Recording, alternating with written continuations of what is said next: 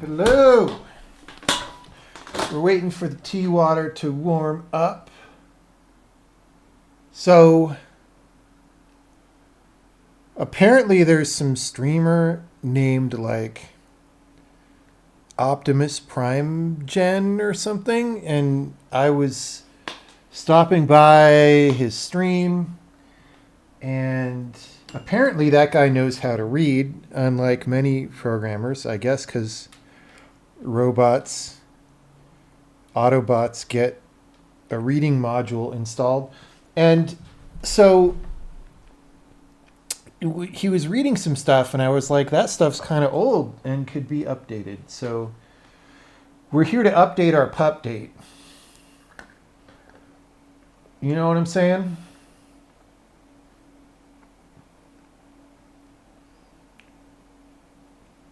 We're here to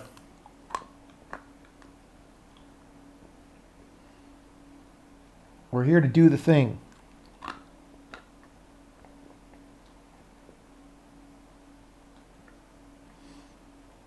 But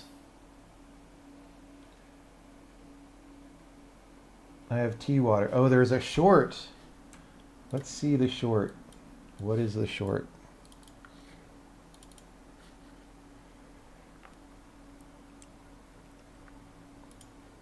This is Jai rendering Twitch chat at 17,000 frames per second. Okay, maybe you should try using a real language if you want to achieve real speeds. Terminal output. This is Jai rendering Twitch chat at 17,000 frames per second. Okay, maybe you should try using a real language if you want to achieve real speeds.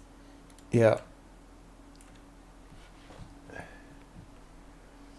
I mean, Windows couldn't do that at 17,000 frames per second because the Windows console is so awful and slow, as Casey has highlighted.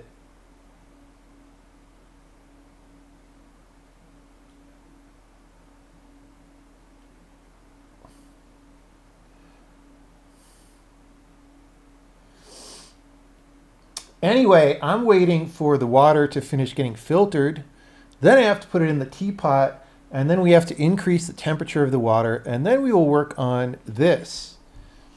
And I'll just start by rereading the file a little bit, and probably most of it we won't change, but some of it toward the bottom we will change.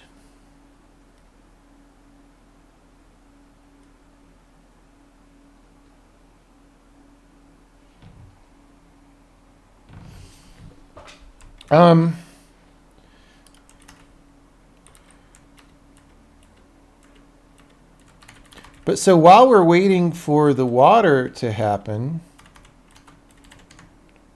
this does here strings, right? Yes. While we're waiting for the water to happen, are there any questions the day Casey starts streaming? I very explicitly, even way back when I started this programming language, I did not want to bug Casey to use it at all.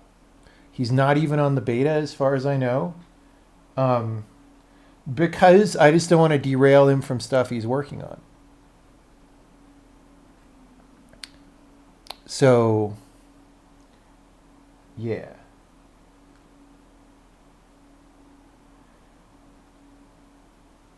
Any questions while we wait for the water?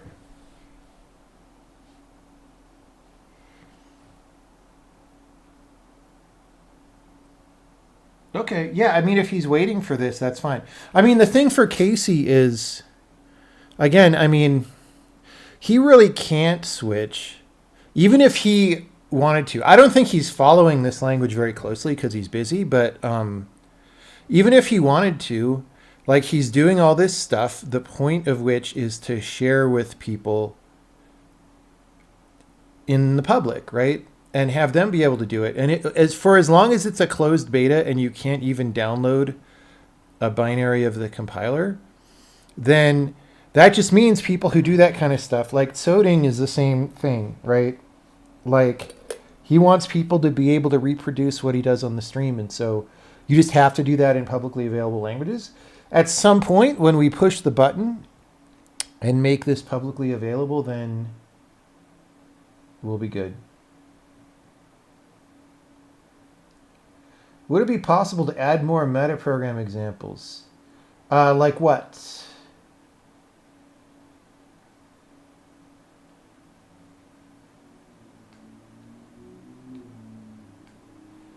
Like what? Can't rush quality. Yeah, I mean, it'll still be a little bit before we're public, but it won't be that long on the time frame of how long it's been already, right? So look at the bright side.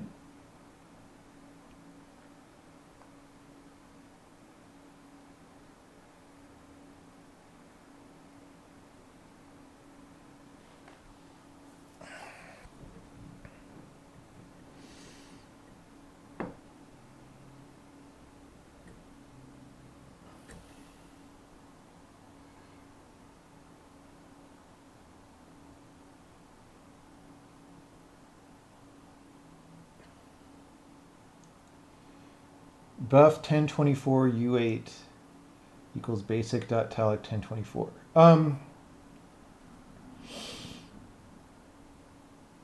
I feel like that cast shouldn't work by default. Here's the thing.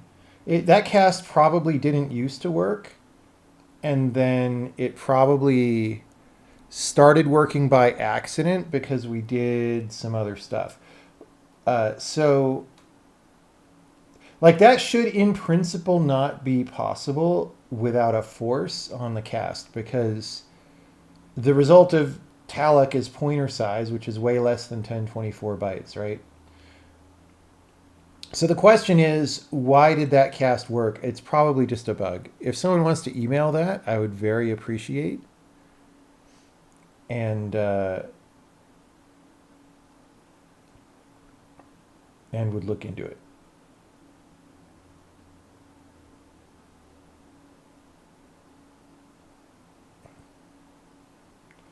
I think it was due to auto dereferencing. Oh, that would make it very new then.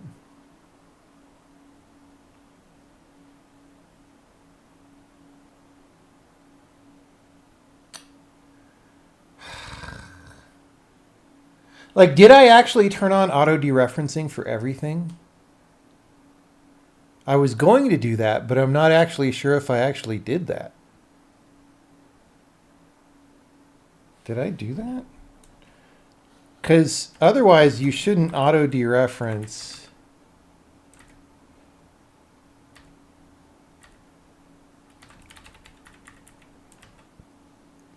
No, the last auto dereferencing changes were like a year ago, so I guess I haven't done that. I think it's just a bug, probably.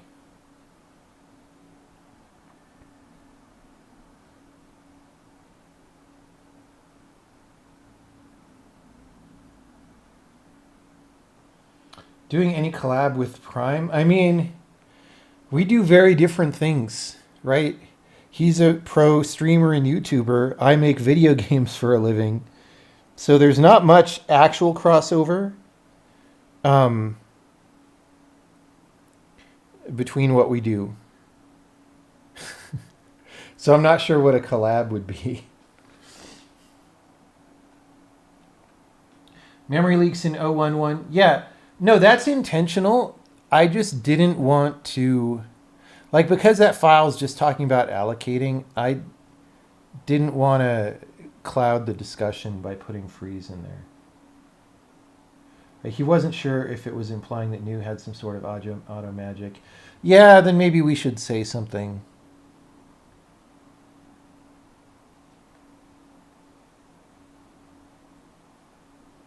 Okay, let me go to phase 2 of the water. Back in a second. Any more questions?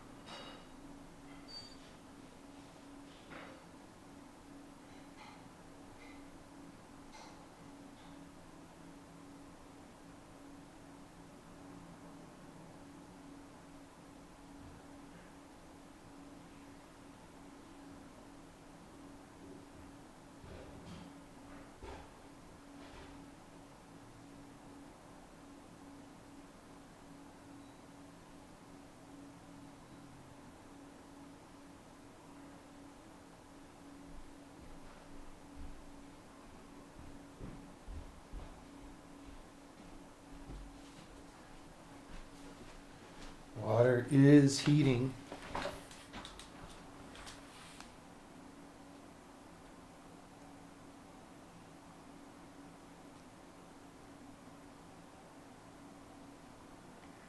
Is there any format of documentation that I would consider superior to just having tutorial files? I mean, obviously, there could be a reference that's searchable by topic, right? But here's my problem. My problem is references are terrible when you're trying to learn something, if that thing is new at all, which is why I went, like, given a limited amount of work to put in, right? It's like, what do I do? Do I do this? Do I do a reference? I did this because it's much more approachable and like it tells you what the features are, why they are the way they are, why they're not some other way, and in order of approachability, right? Whereas a reference is like, here are arguments to function foo. It's a very different thing. And my big problem is most documentation is like very skimpy references. And even when people try to do tutorials, they're terrible. Like Microsoft will put an example program for how to use their API, and it's got like 2,000 lines of boilerplate. And you're like, guys, learn to program. So I did documentation that I think is much better than what I encounter in the wild, right? But yeah, there's definitely room for other kinds of documentation.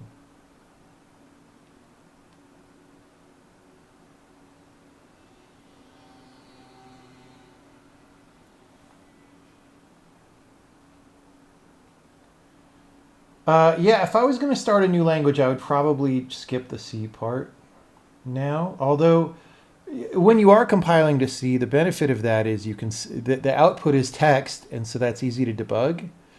The problem is you can't really do features that aren't supported directly in C. So, yeah.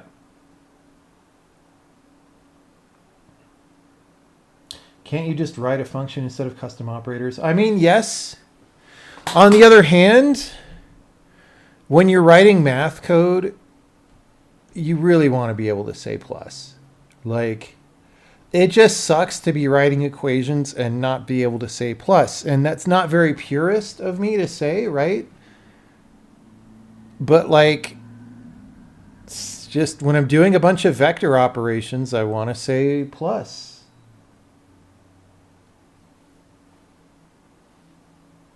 Is there a way to change the email? I mean, dude, I get fucking, I've got a number of email change requests lately, and I do it, but I hate it because the UI for it that I have sucks, and I just wish people would sign up from the email that they want to use instead of from a random email and then being like, oh, but because it just like doubles the amount of work I have to do. But that said, if you really need to change your email, I will do it. Just send it into the email address. You're walking code node tree to find a block to do some checks, but it gets pretty nested. Is there a way to tag a block and then just call a function to walk the entire tree?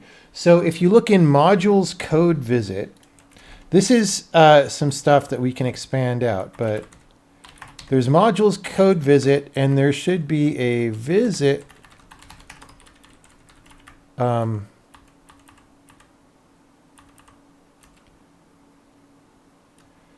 Okay.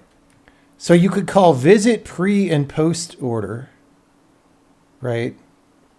Wait, what is this? This looks like example code that's not done. Let me refresh my memory. No, yeah, this is more like example.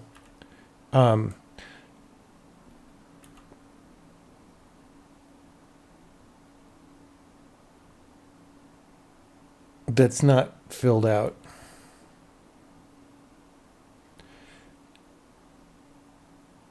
But the point is, you could call either of these, for example, and look for the thing. Like, this code knows about all the node types, and and we'll put them into an array for you so you don't have to navigate the data structures yourself. And so you can search for things this way. It's just, this needs to be fleshed out a little bit more, I think, right?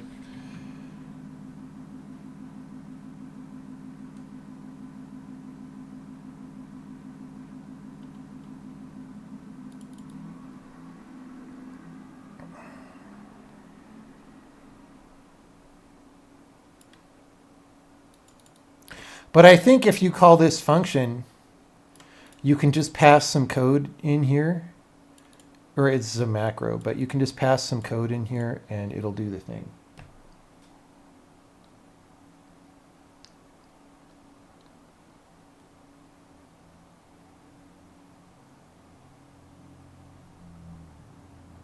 Yeah.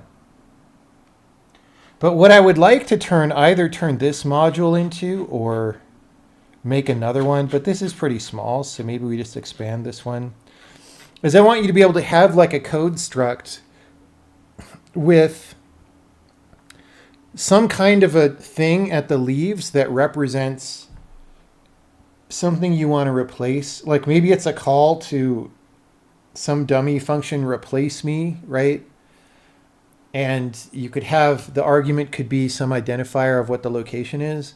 And then maybe you just give the arguments that you want to drop in there and it'll just do it or something, right? That would be a nice thing to do. And then you just call this and it automatically does it without you having to, directly stuff the exact pointer. I think that would be useful. All right, the water is warm. I'll be back.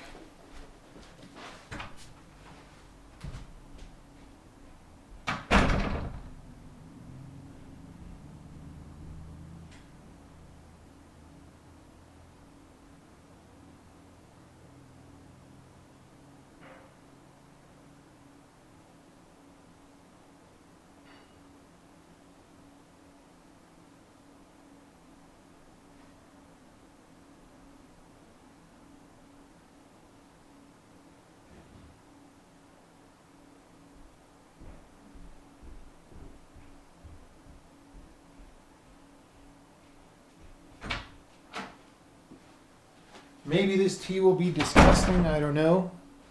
Hey, since I did Brett's first code visit, does that mean that I succeed at the programming test that everyone's mad about on Twitter?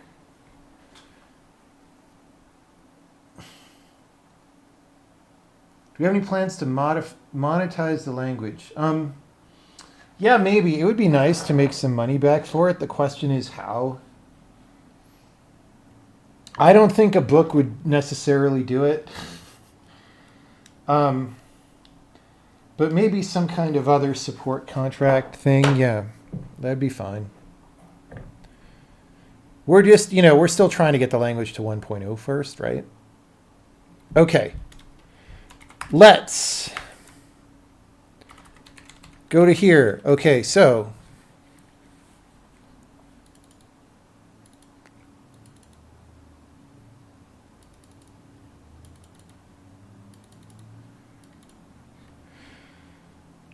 okay.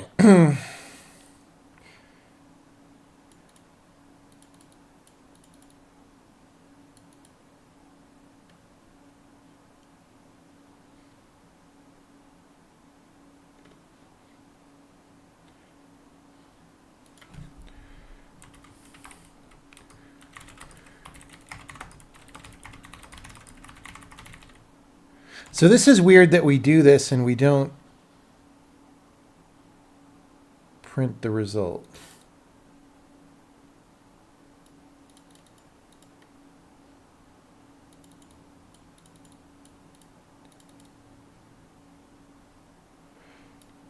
Okay.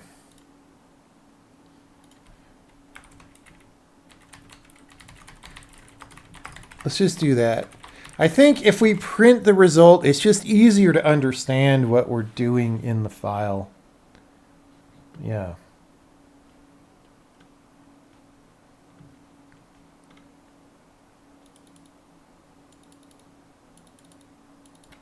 Okay, building your own. If you want to build your own print function, print to builder. Okay. Actually, we've changed this.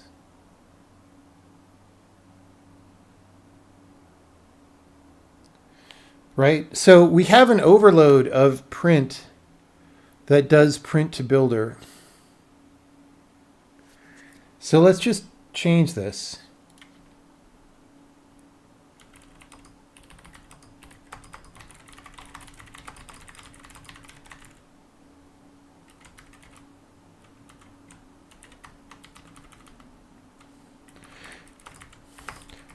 Which calls a different overload of print.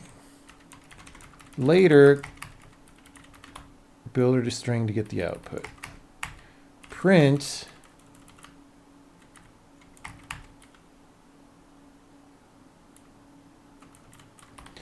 you know, this style of putting a space before the colon, I don't typically do now. All right.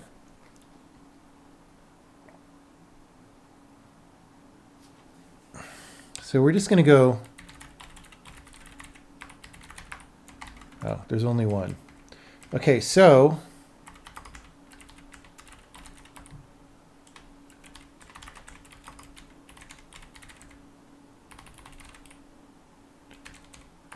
all right. So it still compiles, it still works. That's great.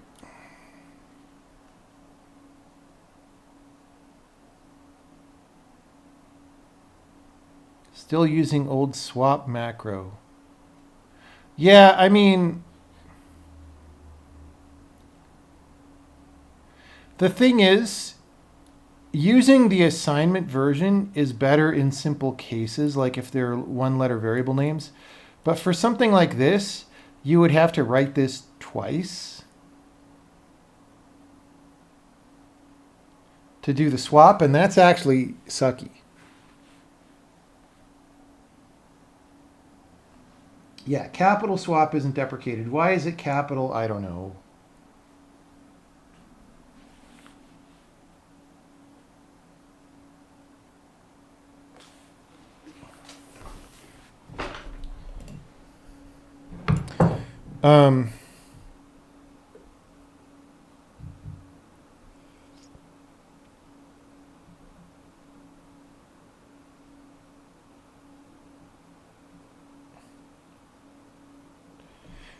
Um, instead of reversed print, this doesn't actually.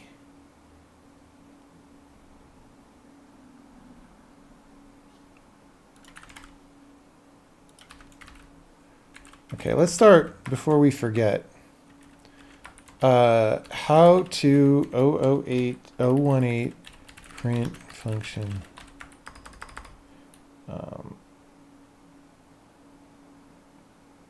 Change print to builder to just print. Okay.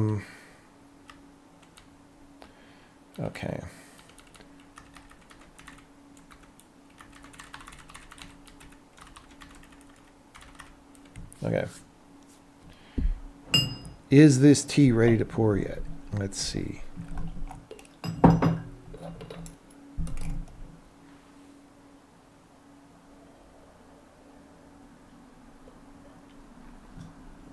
Wow, it's pretty strong. I don't mind it though. It's kind of like a licoricey flavor.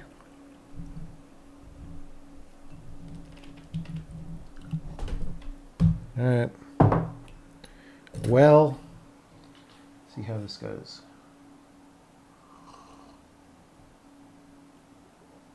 Dude, I hate all these like GL blah blah acronym libs. Like, it's so stupid. I just hate it.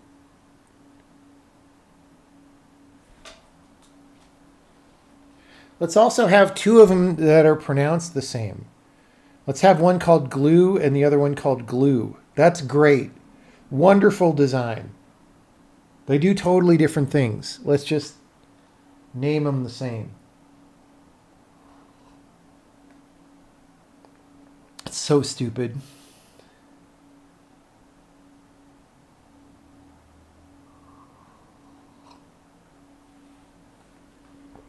Like, just put it all in one library. Like, why are there so many libraries that everybody has to remember all the names and then know what they're for? Like, just put them all into one library and use that, and it just reduces the amount of mental load that anybody has. But programmers are addicted to all this like fake shitty complexity. Like, I don't.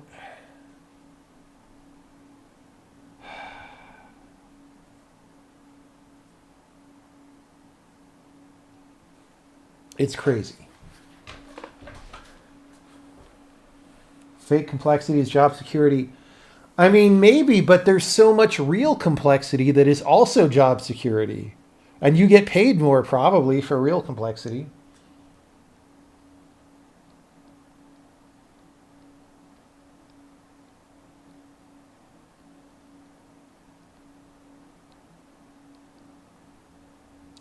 Hey, remember how there was like the original,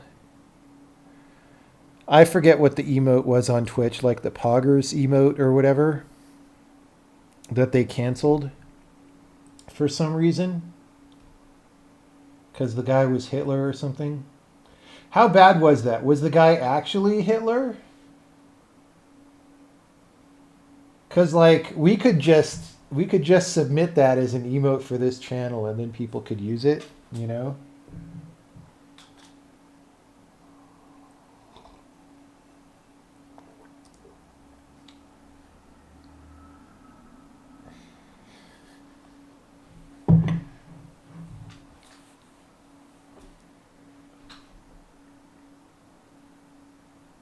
He tweeted something bad. Okay, well.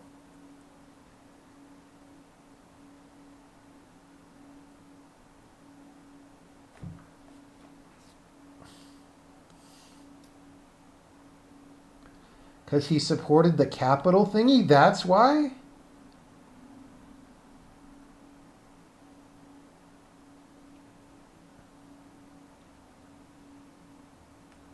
That's why? An election was stolen in America and he stood up to talk about it? And he got canceled for that reason. All right, well, you know, if anyone wants to dig up the file and send it to me, I will submit it as an emote and we'll see what happens because we have some free emote slots. There's a comic character called Pepe the Frog. No, not. You're thinking of a different one. No, the original like PogChamp emote was just like a dude or whatever.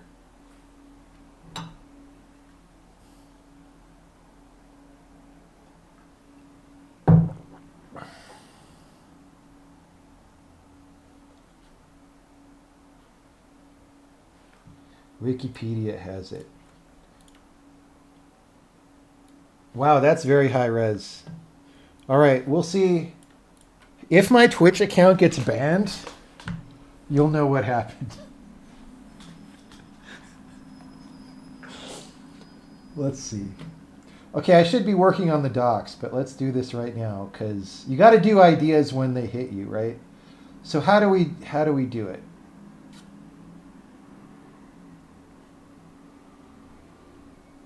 Is it on community? Content?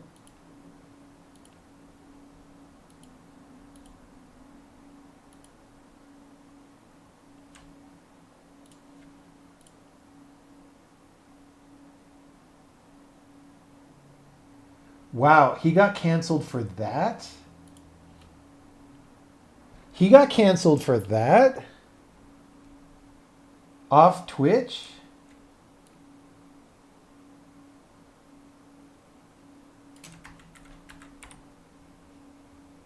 Bro, that's so crazy.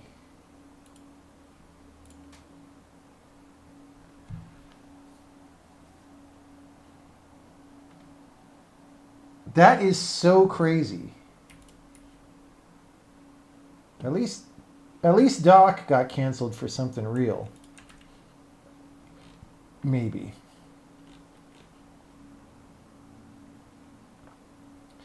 All right. How I need to find it.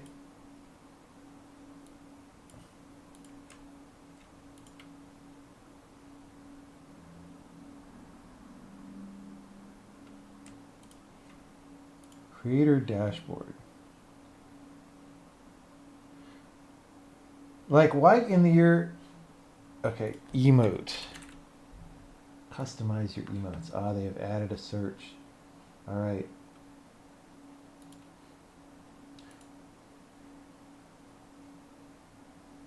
So this one with transparency doesn't, it's not square. So like, how's that gonna work?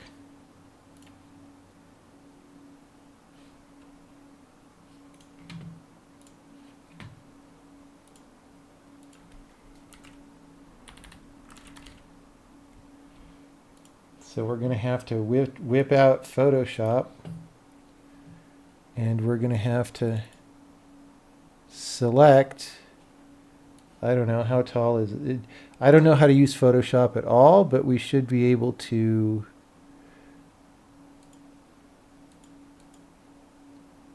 Where's the thing where you lock the aspect ratio? Like, why does none of this have tooltips in 2025? Fixed size. 400 by 400. Now that, for some reason, didn't. All right. Why? What? Okay, that was very weird. All right. Image. Crop. Save. All right, so now if we go here. See, I'm a professional game developer. All right, now it's maybe square. I don't know. Okay.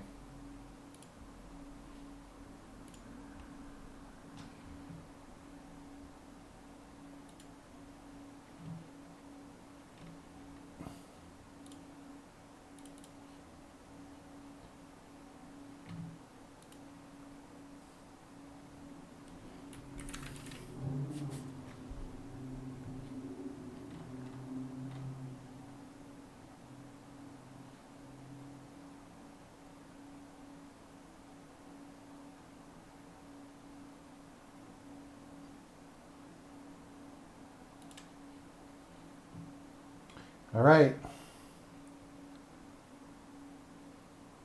Wait, that was a follower emote.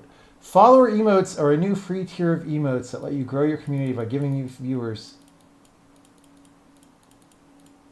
Okay. So that's not even a sub emote. We have 20 open slots for sub emotes, dude.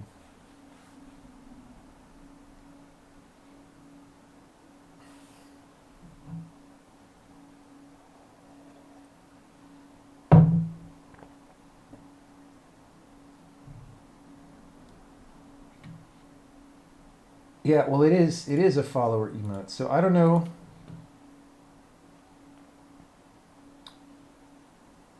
I don't know how long it takes to get activated. Do you have to reload the page?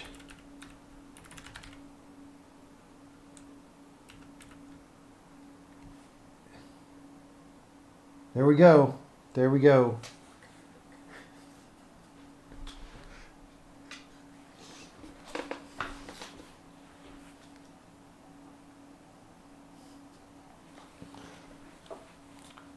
See, that's professional game development. Professional game development.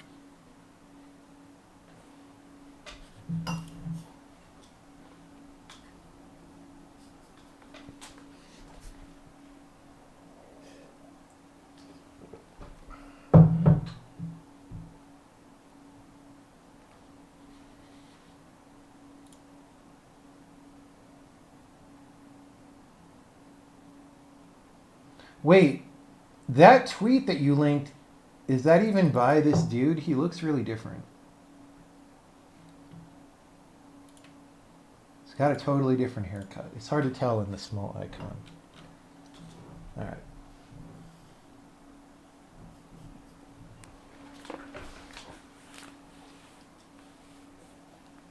All right, well, it's nice knowing you all. We may be streaming on x.com next time. Now,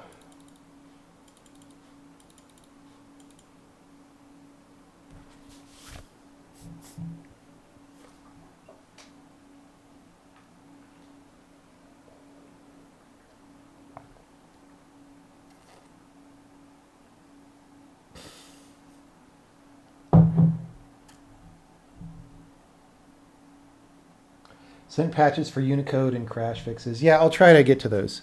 I want to do the documentation first, but then, you know, the icon thing, just the icon was important, you know? The icon was important.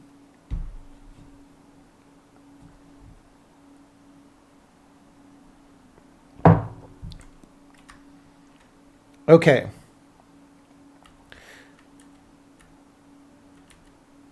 We'll just output it. Formatting.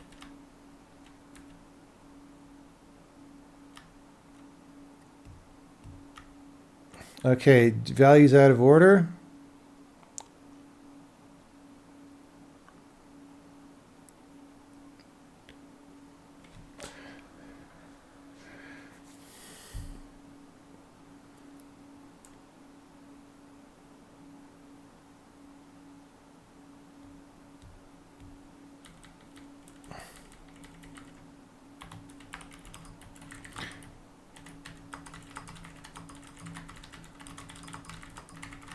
I'm going to just explain a little bit more sometimes.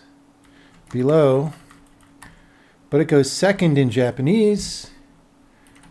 We don't have to change our code to output things in different orders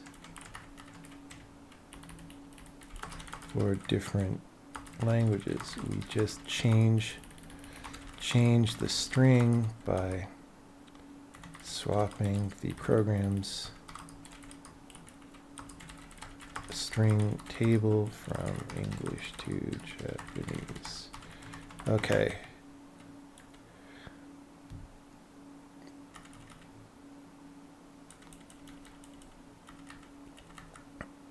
Okay. Great.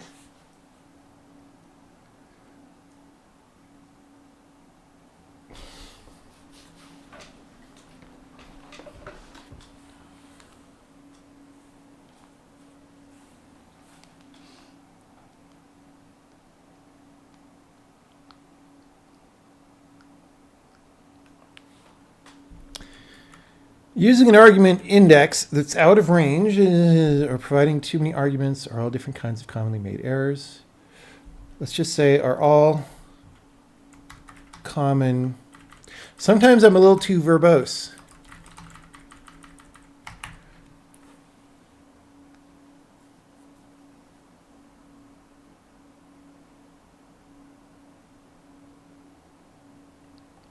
Why do we use argument numbers instead of variables?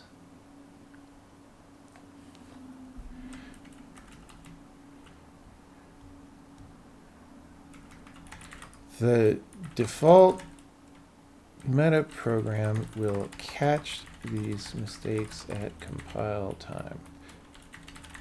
Let's just do that.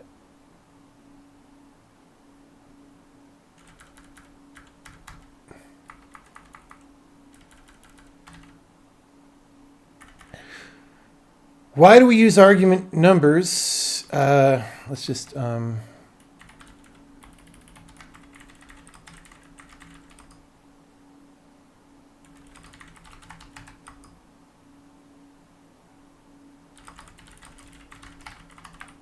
okay.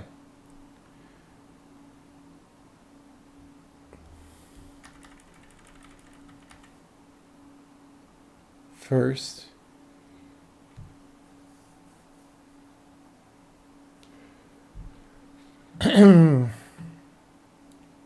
okay, so here I'm explaining internationalization. That's fine. Smooth segue.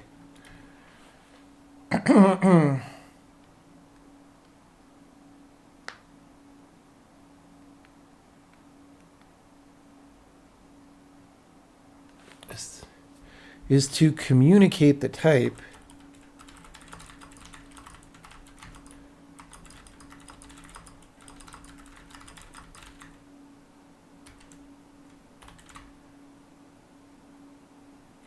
if you get this wrong, it can be a messy, let's say, crash. Crash or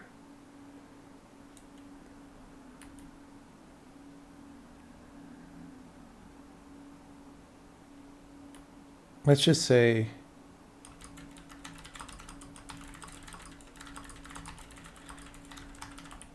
in this language, the print function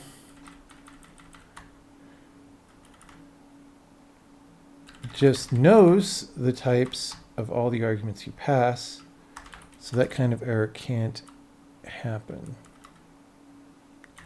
And you don't need to specify the type yourself.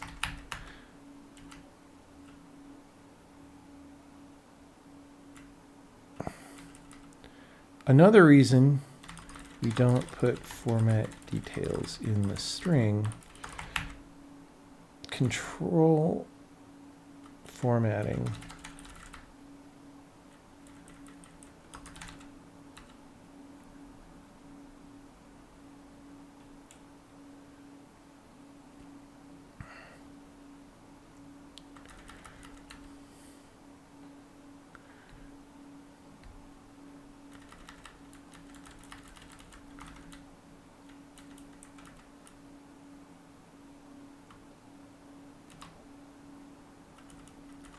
in different formats.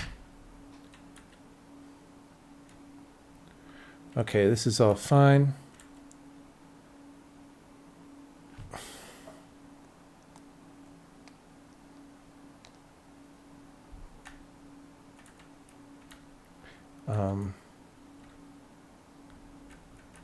This format struct thing could probably be improved, but I'm going to wait on that because we're probably going to revisit the way all that stuff works anyway.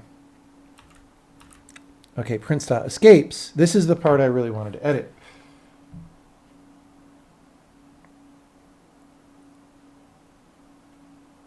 We can use \%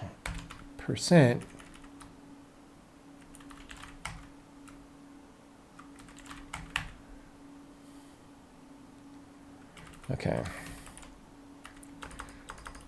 Change the section on escapes to talk about \% and minimize discussion of %%.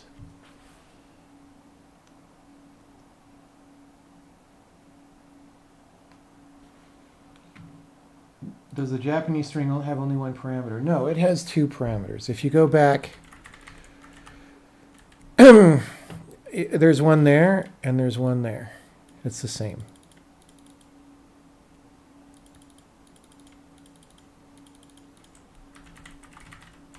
It's just harder to see because of the big block characters in this font.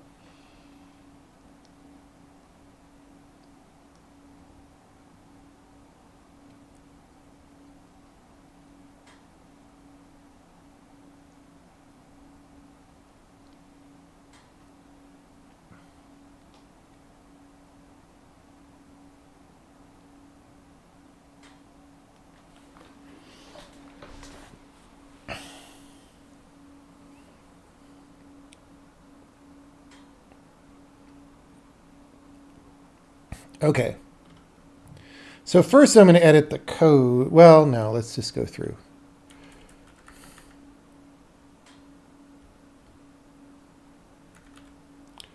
Okay. This whole thing is not a problem.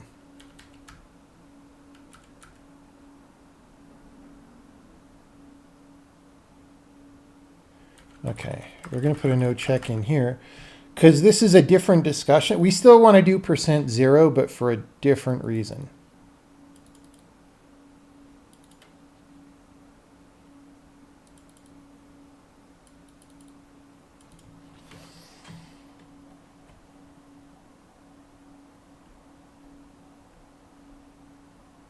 And let's explain this a little more.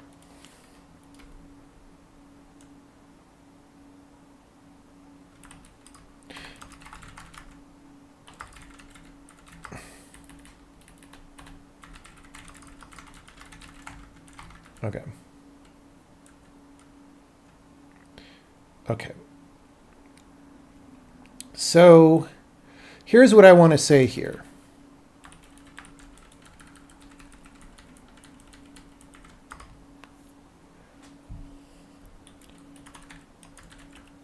Actually, we also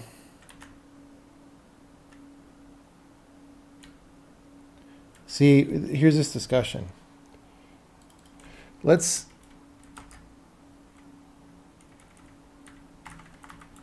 move this because we're going to sort of combine these. So this says, okay, after all this, we're going to say, originally we used %% instead of \% to put in a string, in a format string. But this leads to a mess of % signs in some cases. Seems clearer. So at some point we will probably deprecate %%. There is one advantage %% currently holds over, which is string directives do not translate \codes, so you can't do \% inside string. But we will at some point enhance strings so that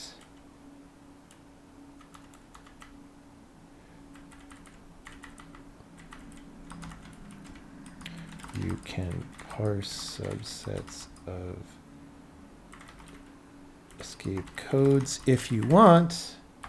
In the meantime, you can always put a single % to parse an argument and have that argument be the string %. This seems silly, and maybe it is, but it gets the job done.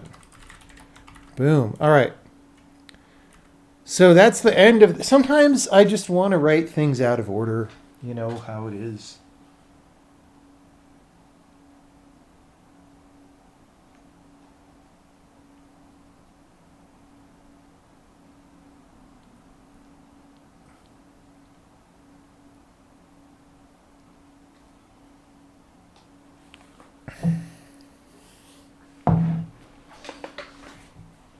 Okay. But wait, says someone in the audience who has a clear view of programming languages. The \/ codes are part of string parsing.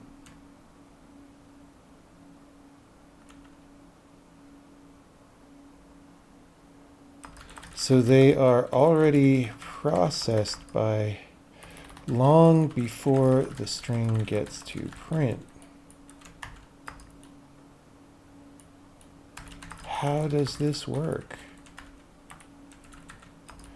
The answer is that \% gets translated as secret ASCII, gets translated into secret ASCII code. I think it's 1F. Is this correct, chat?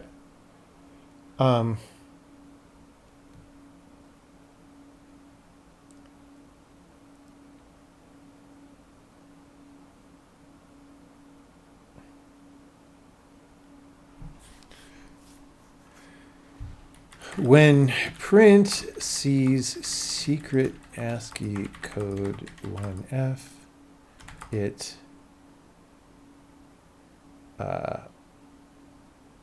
outputs a %. It's like a little wormhole connecting these two systems together.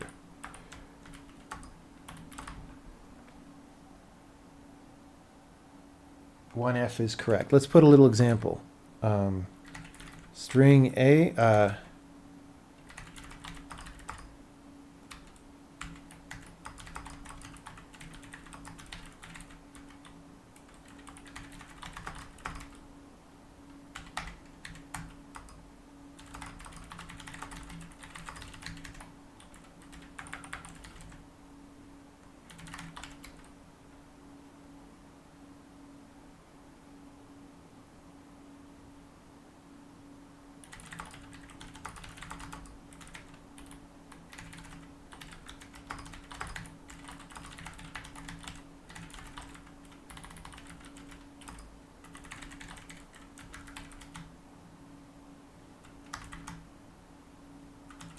All right.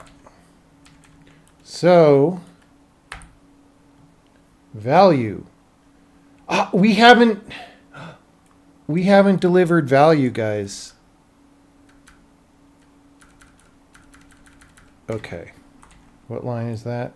401. We just changed. Did we? Oh, we deleted.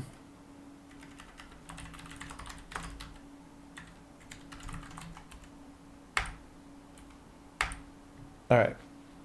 I don't know what value was before. 1F. 1F. Okay.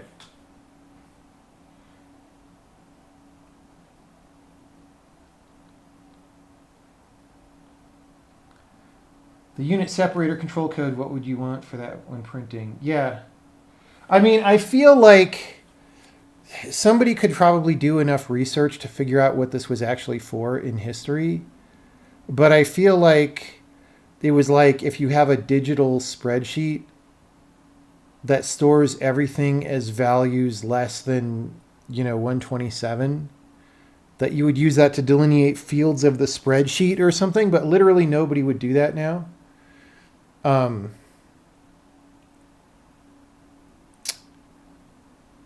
Like it was just when I looked at ASCII values, because I wanted to look for a little value to be the wormhole. And,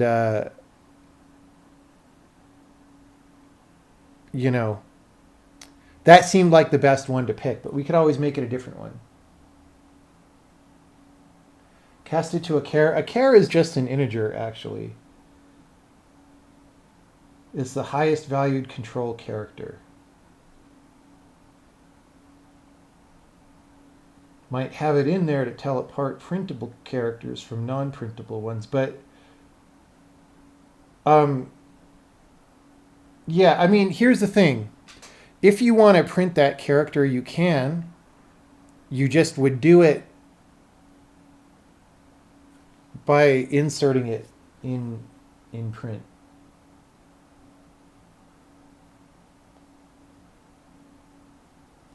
Yeah, I'm going to change this %0 thing next. Does this, before we go on, does this make sense to everybody? This part.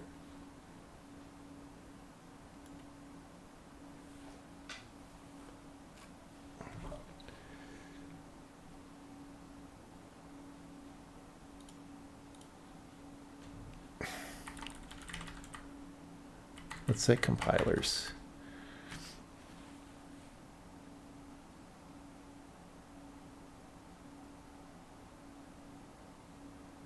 FF is a control. You don't want anything with the high bit set because that'll confuse UTF-8, right? UTF-8 uses the high bit for extended characters, so it has to be something less than 127 or less than 128.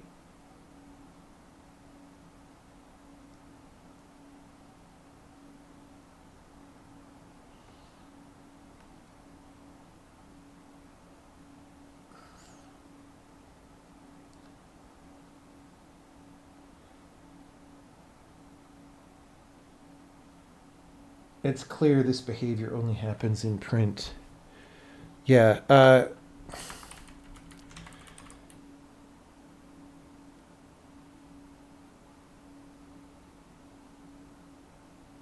Good point.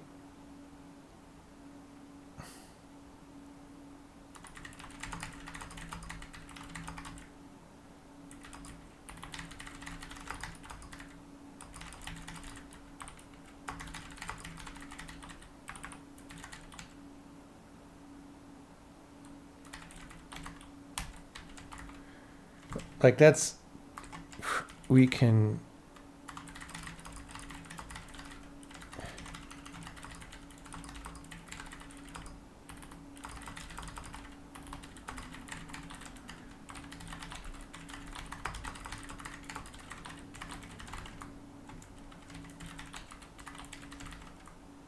all right. So string B is percent is my favorite character too. Okay. So that's great.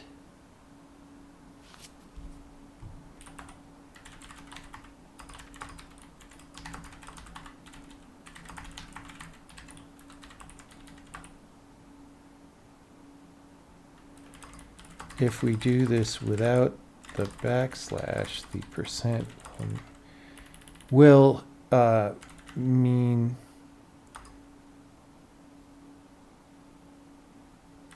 we should put an argument there and comment this to get an error.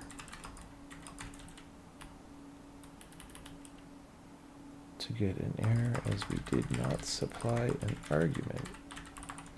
Print string C. Whoops, not with quotes, just there.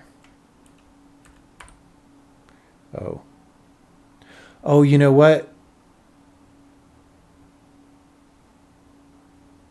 Does modules check doesn't look for constants.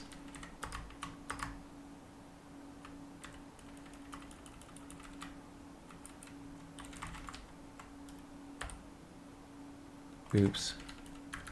Modules check doesn't look for constants right now.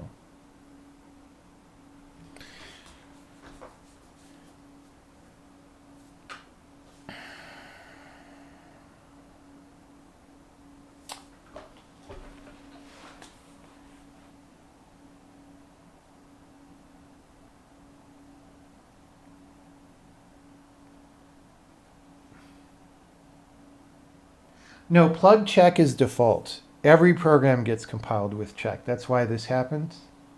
It's just we only do this in the easy case when the string is literally right there. We don't do it in this case. I'm just going to ignore this for now. I don't, this is still beginner discussion, right? We don't want to just go crazy.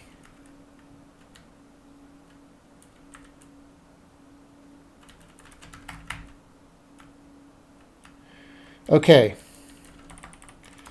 Sometimes you want to insert two arguments. Do I do this with things crammed together? No. You want to insert multiple arguments next to each other without spaces in between. You want to print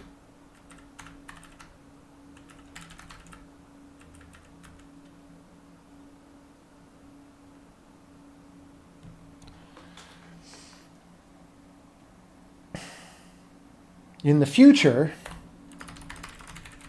when we deprecate %%, you will just be able to do this by stacking as many percents in a row as you want. But for now, you have to work around this either by using explicit numbers. Okay, hold on.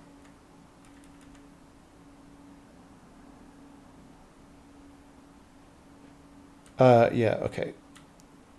Going back up here, thing is on sale for 50% off. Yeah. So this one just works now. There's no reason to have this example.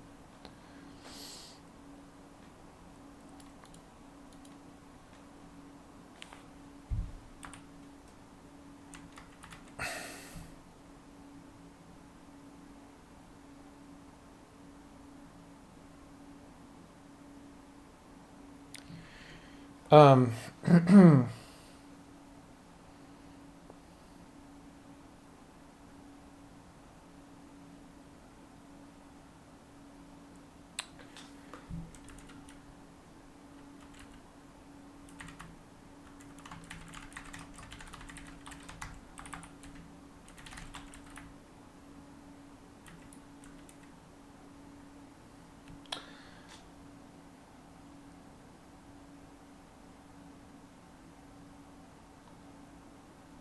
the thing is, it's not actually a runtime string in this case because of constant substitution, but again, like modules check is not, it's not like exhaustively trying to cover literally everything, right? We could do that, but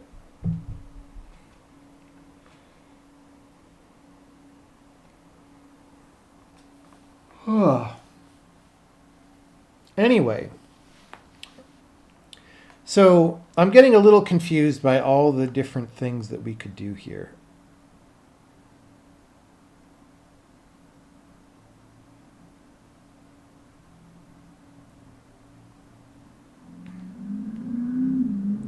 Okay, we'll do some example.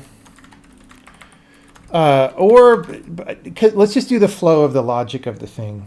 Or by using %0, which means give me the next argument from the argument list. Example.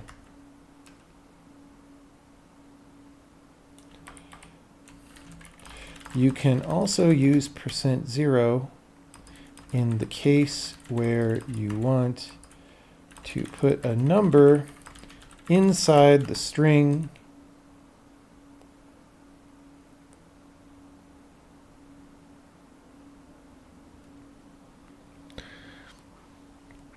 inside the format string right after specifying an argument number.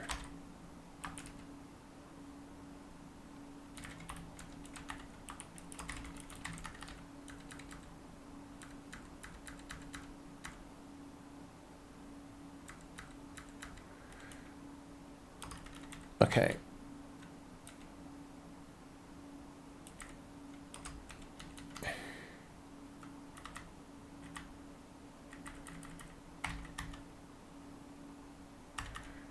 Okay, so that's fine. And then there. And so we're breaking it into smaller pieces. Okay, and then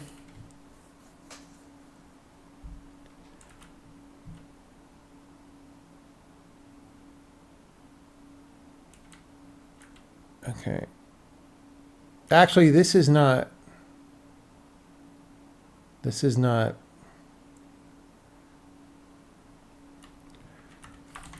we're getting into weird corner cases here, but there's one more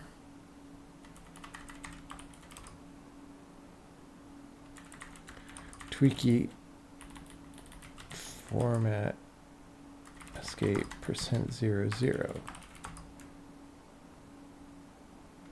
You use %00 when you want to reference an argument number follows immediately in the format string.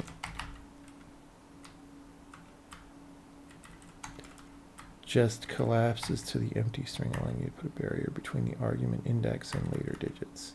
We could also do this with a different backslash code at some point. I don't know what it would be, but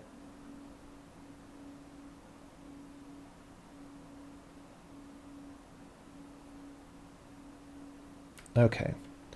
So That was that example. This is gone.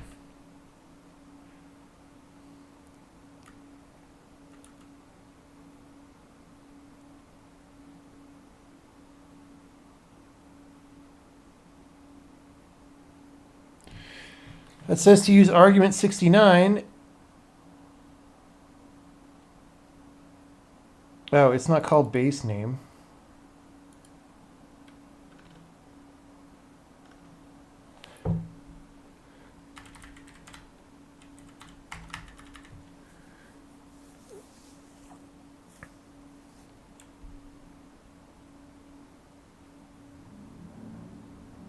See, I'm complicating two things here. This is... I don't want to, like... All right.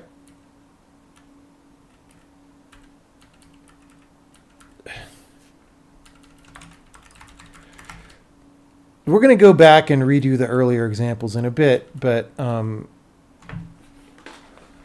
reorder the explanation. So...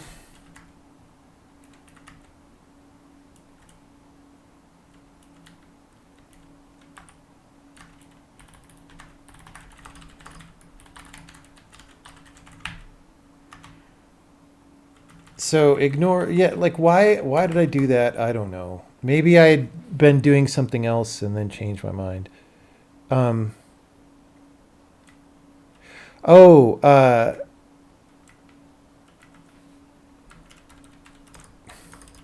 We want to skip dummy here because this gives us a reason to say %2.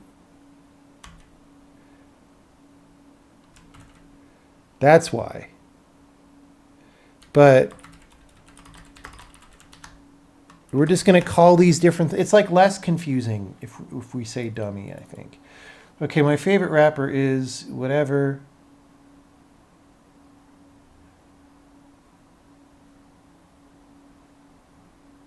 Name. Okay, and then %00.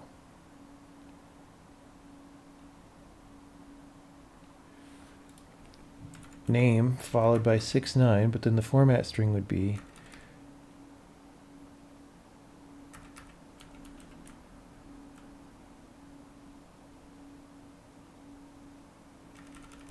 but now we made %%.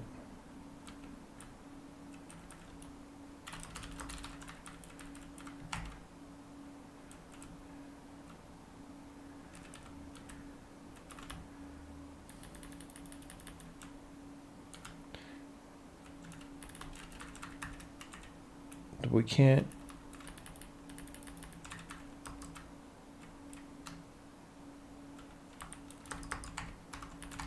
All right.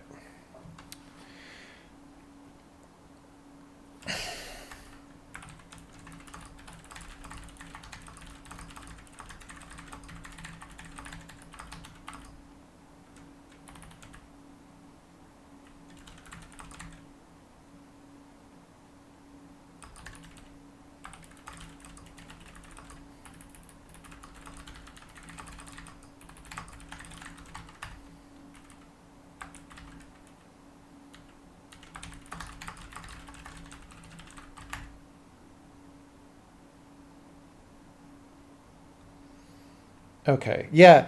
Like it would be great to just get rid of it. Like I felt like I was having fun when I programmed all this, but like, dude, who wants to deal with that, dude? Right? Just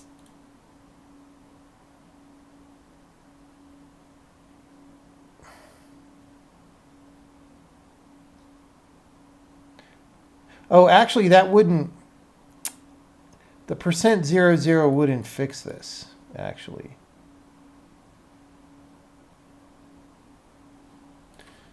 All right. Well,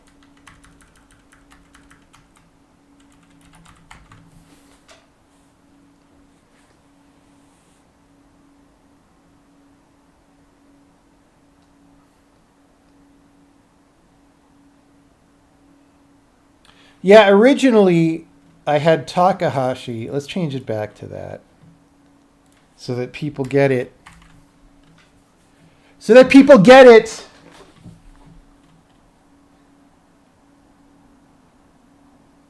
All right.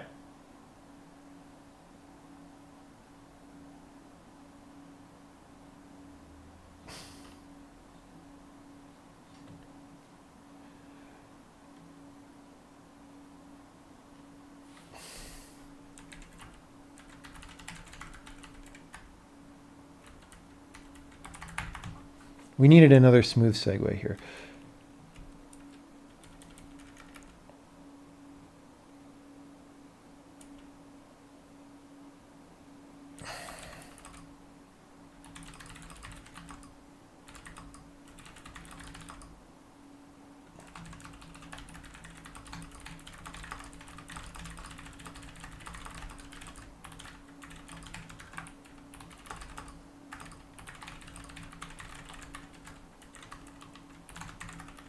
It's taking a lot longer to edit this file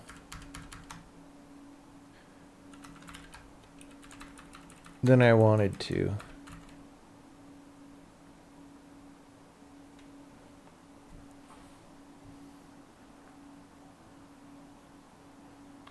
But sometimes this is just how it is.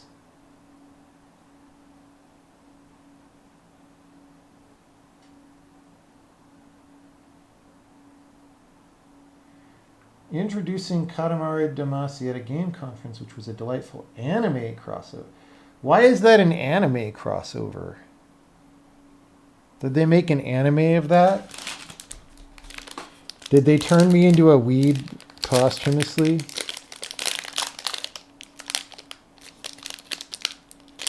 I actually liked anime when I was in high school.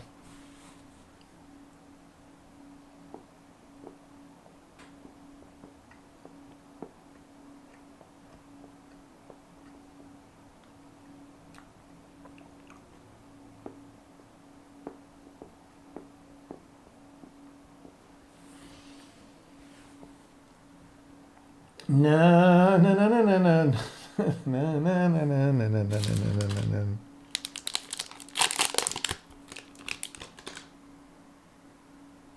My Twitter AVI is anime. No, it's not.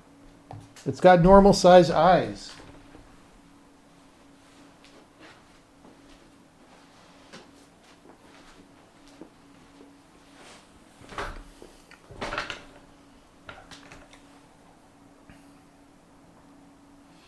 What's more cringe, anime adults or Disney adults? That is very tough.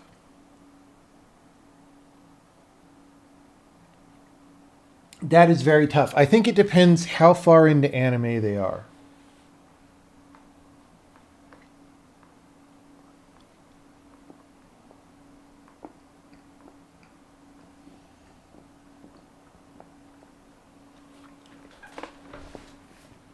Disney adults are extremely cringe. However,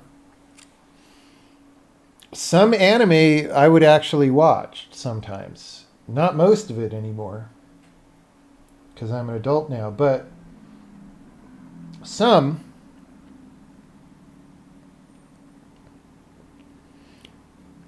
And I probably wouldn't watch any actual Disney stuff. I mean, I watched some of the poopy Marvel stuff just to know what was happening, but I didn't expect it to be good. Did I watch Serial Experiments Lane? No, that was like after my time. Cowboy Bebop is still great. I don't know. I tried to watch some of it. I don't like Cowboy Bebop that much. Did I enjoy the Severance marketing thing? I did not watch it. I saw it go by on Twitter, but I didn't want to watch it because I don't want to spoiler myself on anything. Maybe it doesn't have spoilers, but how do I know?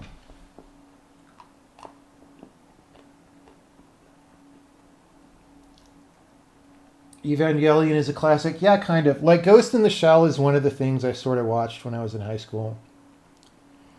I watched Ghost in the Shell, Vampire Hunter D, Megazone 23, the Macross movie, the 1984 one that was actually better than most of the other ones.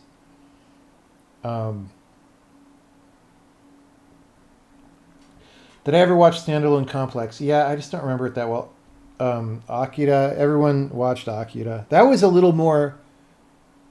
I don't know if that came out when I was still in high school or if that was like early '90s. Akira is just it's so goddamn long that everybody just gets tired of watching explosions after a while. Bubblegum Crisis, yeah, I watched a lot of Bubblegum Crisis. Orange Road. Um, I'm trying to remember the names of some of these things.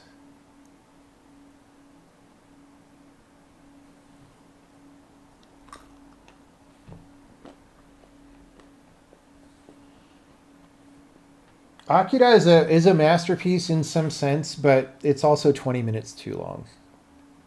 Like, that's just true.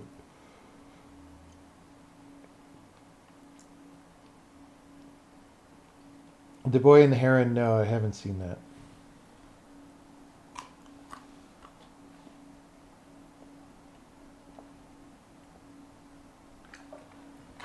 Fist of the North Star was always a meme even back then. Like, I watched a little bit of it, but nobody thought that was like a good show. It was just how audacious it was. Fist of the North Star, you know?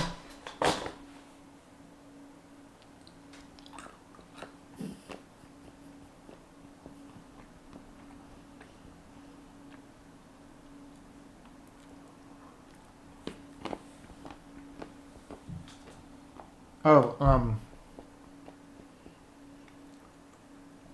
I liked Area 88 a lot. They did a remake of that at some point, right? I mean, this is the one from the 1980s.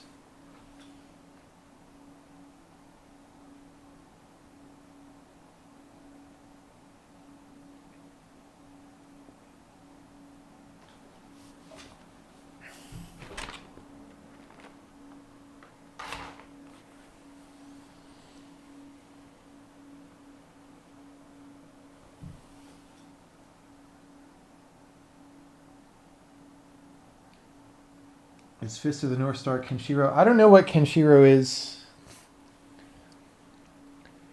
Fist of the North Star is you have some really buff guy, and he's like Kane from Kung Fu. He walks the earth, and once in a while he gets in a fight with someone who's got a specialized Kung Fu, and he fights the guy, and he goes yeah, da, da, da, da, da, da, and punches him a lot of times really fast, and then steps off, and he says, "Omae wa moshinderu," which means you are already dead.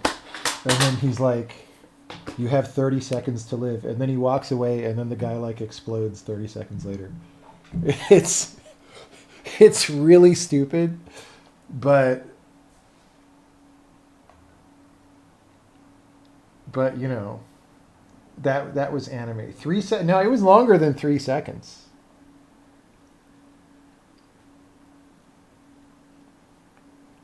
It was like 20 seconds or 30 seconds.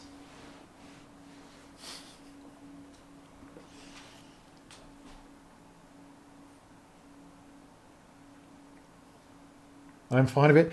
I mean, not. I've only ever seen like 2 or 3 episodes of Fist of the North Star. Like, it was not. It was not like a good show.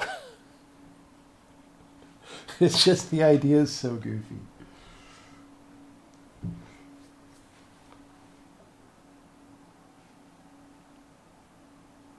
I mean, it was, like so many things, it was a manga first, right? And so maybe the manga was better. I don't know.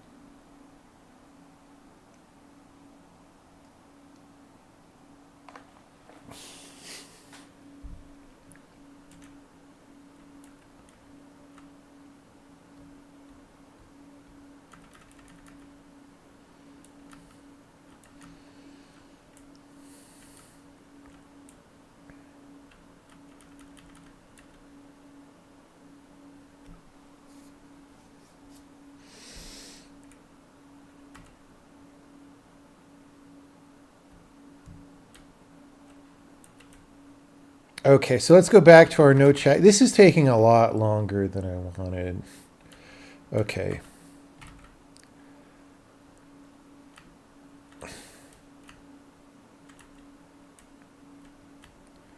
Okay, smooth segue.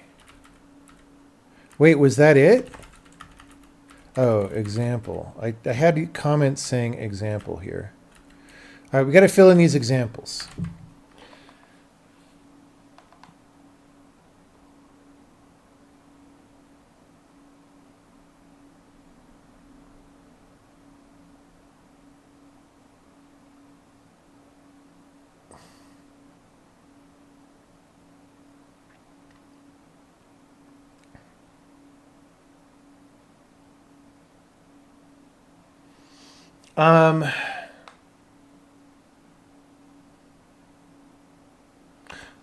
What's a good reason why you want two things concatenated? I mean, we don't want to do code because putting code in code is confusing for the people, but why would we concatenate two things?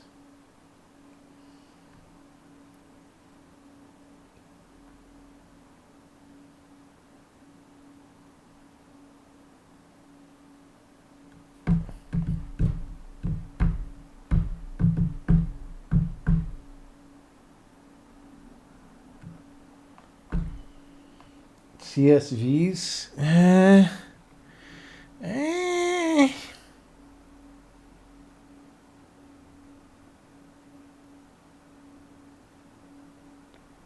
Let's just say my favorite fruit is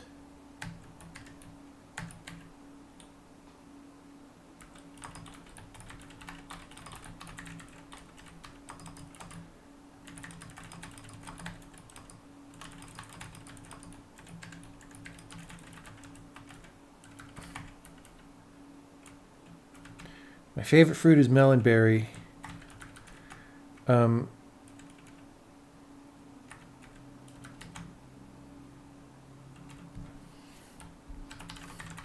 Or juiceberry.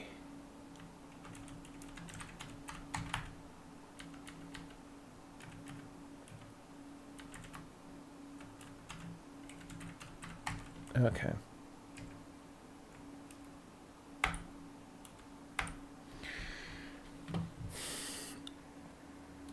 Oh, I didn't put new lines.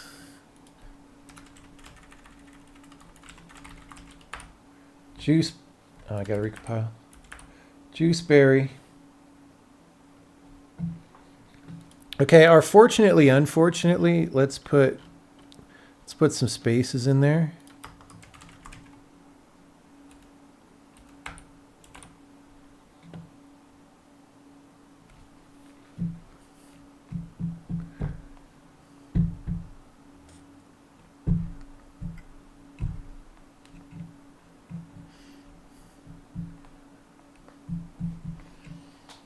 Okay.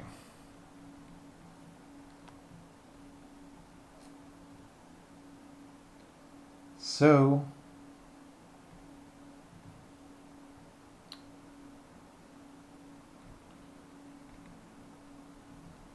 all right. So that I think that's it.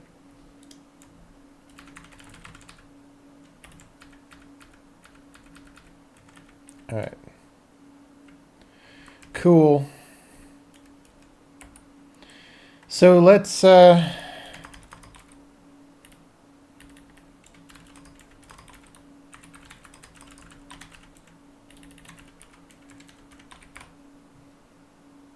cool. That's great. Let's take a little Pomodoro of like 5 minutes or something. And we will then go on after our Pomodoro.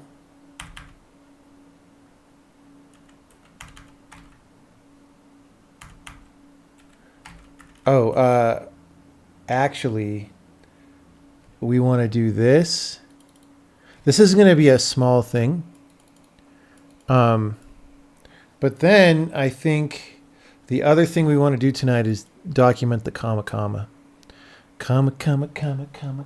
Comedian.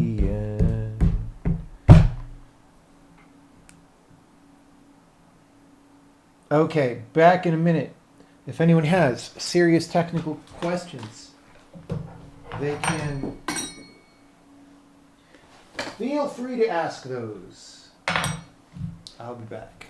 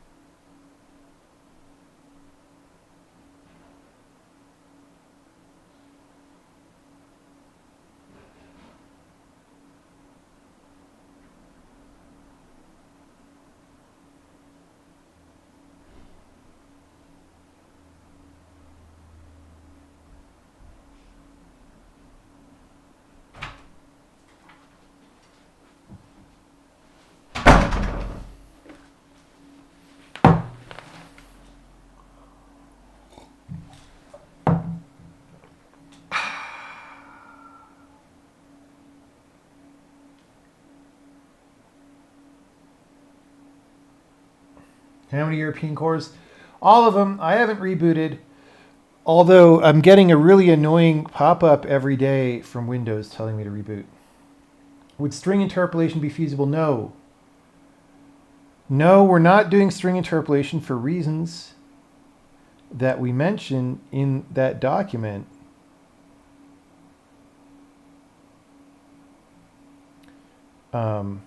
I don't know if I say it explicitly in that document. That's a thing we could add right now.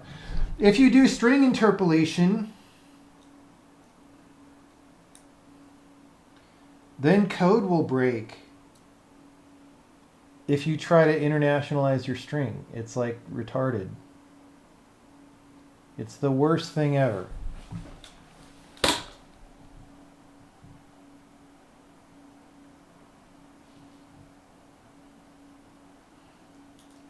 Like any language that has string interpolation is not made by serious people. Also, you can do it at user level, by the way.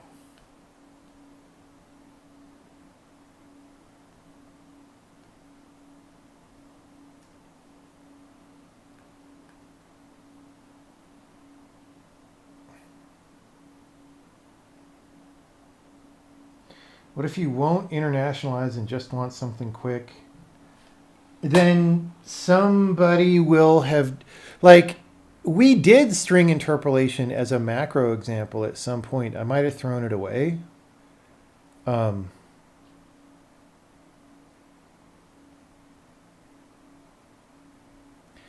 We did it on stream in like 10 minutes or something. It was like not that big of a deal.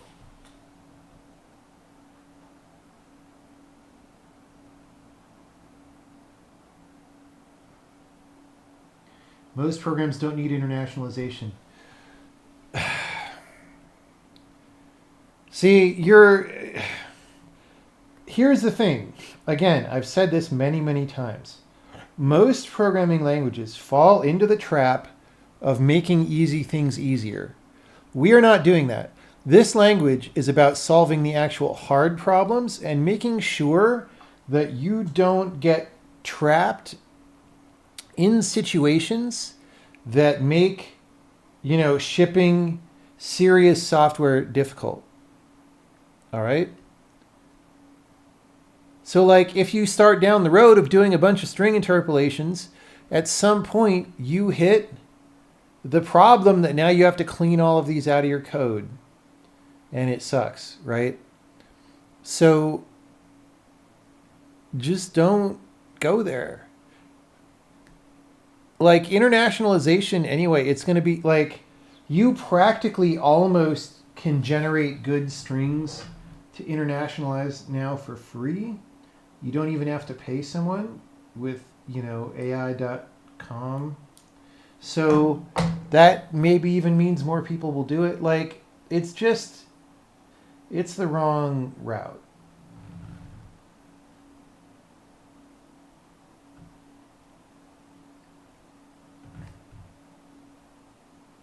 Can I give hard problem examples? Dude, all these documentations are full of them, but there's like a lot of files and I've gone through them before, and you can just read documentation for the programming language if you want to know. Okay. Oh, here's our discussion about string interpolation.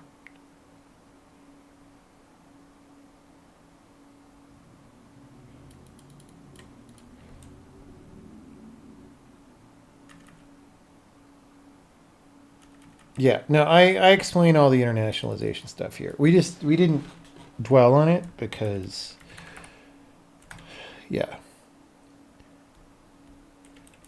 Okay.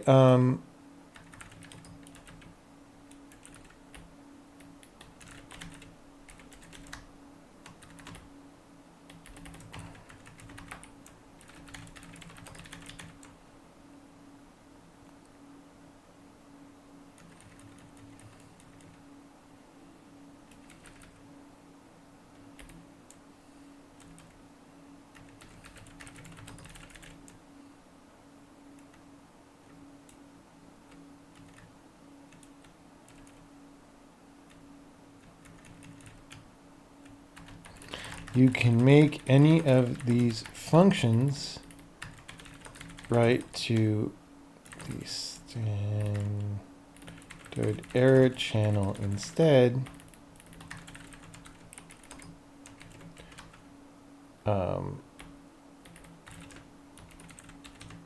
So like write number, that's in runtime support.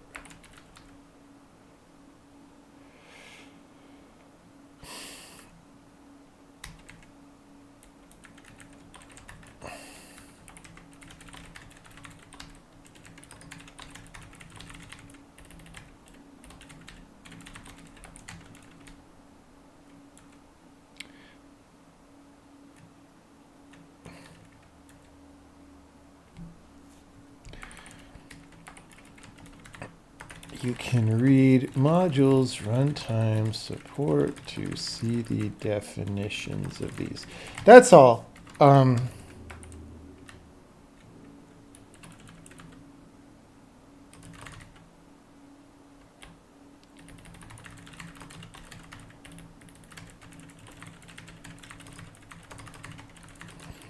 Okay, that's pretty good. We didn't take enough of a Pomodoro. Let's make sure this compiles. 101.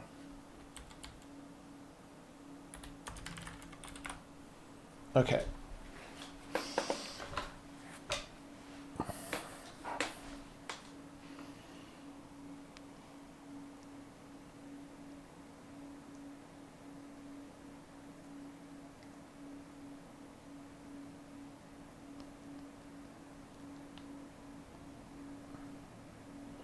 There be an error handling how-to.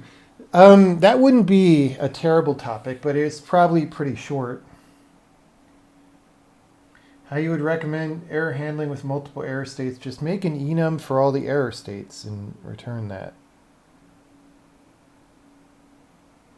I think that's fine.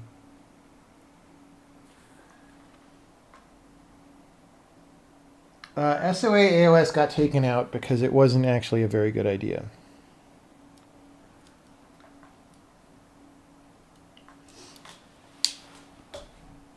Yeah, there's a user level SOA thing, but it's not trying to be as magical.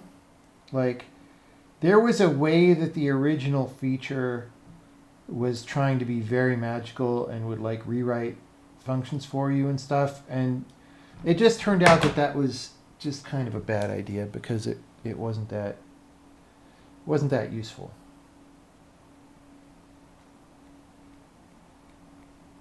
Is the using stuff still in design? Yes, but depending on what you saw, the feature set might be different.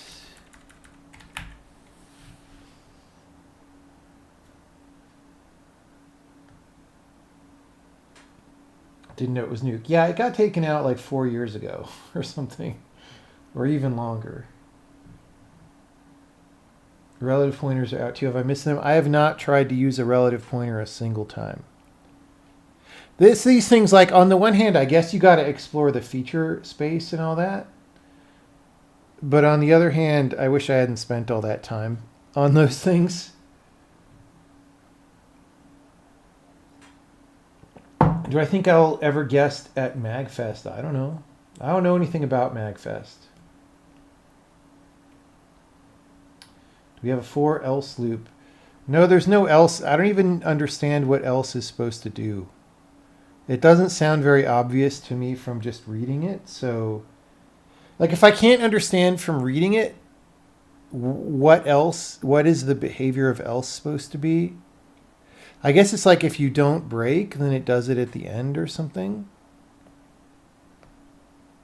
But, like, why not use then instead of else? Like, I don't know. It's weird.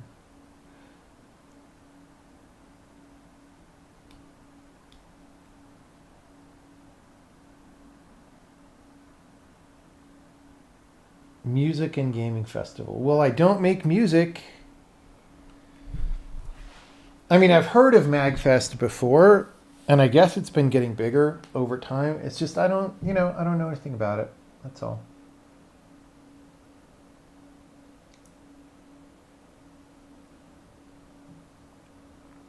Separate the logical representation and the physical representation.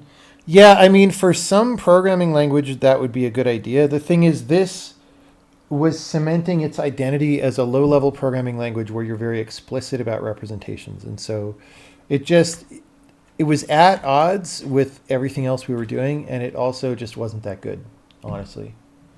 So we took it out. Thought MagFest was for guns. Maybe that's a different one.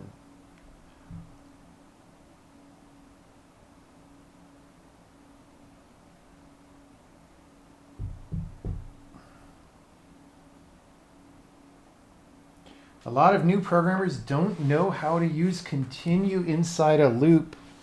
Who is teaching these programmers? Oh my God. Oh my God, Becky.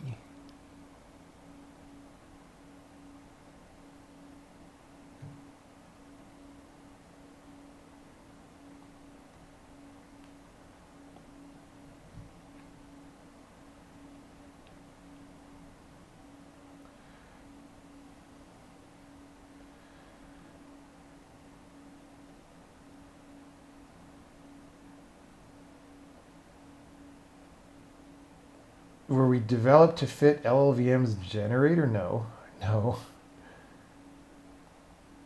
No, we wrote our own first, actually.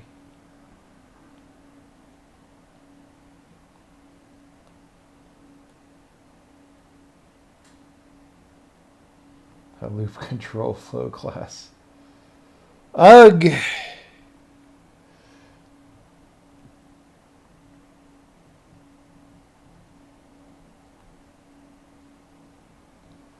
Let's figure out which file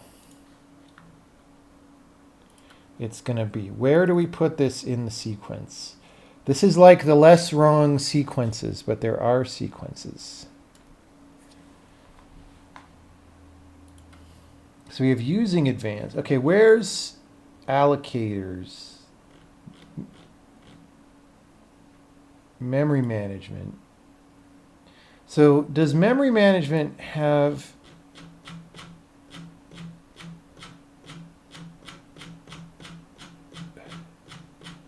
There is a to-do at the top of this file.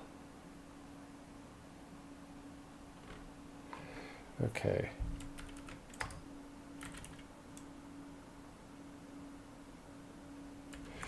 So maybe we add it after this. Or maybe we add it after context. That's probably better. Where's frickin' context? 11. We don't have a number between 11 and 12. We'll make this advanced. Yeah, we'll put it after memory management. We'll make it 225. 225. I think I remember an example here would be nice. So let's just look up historical,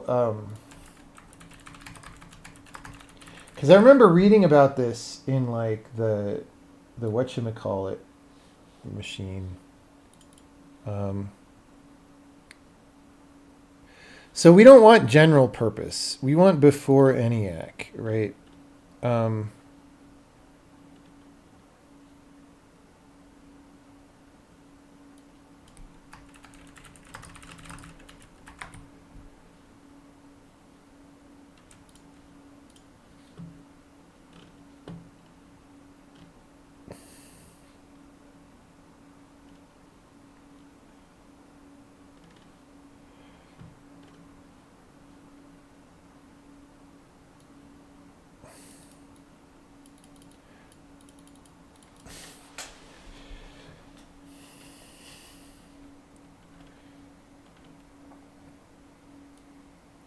This is pretty famous, right? This is a famous example people will have heard of.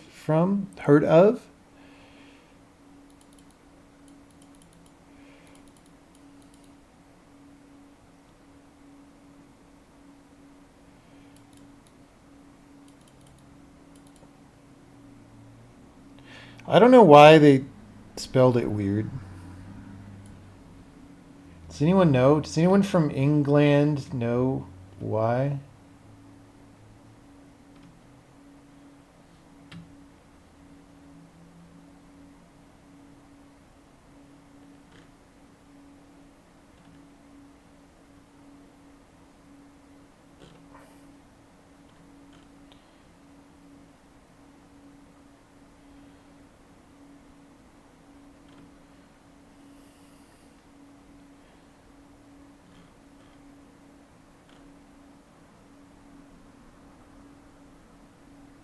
Bomb is German for bomb, but it was an English computer.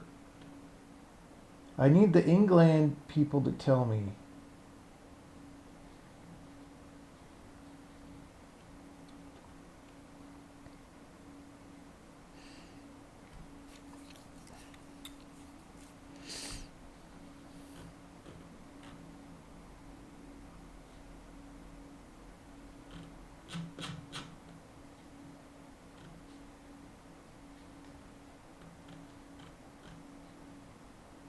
See, this is when computers were pretty cool, right here.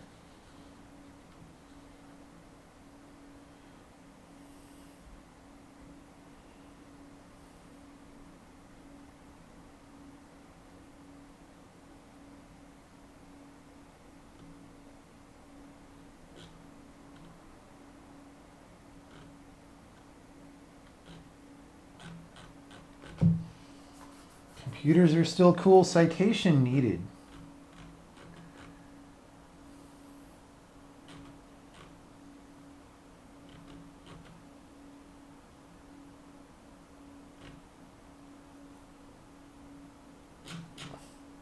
We'll just pick a couple of these and we'll give people the link.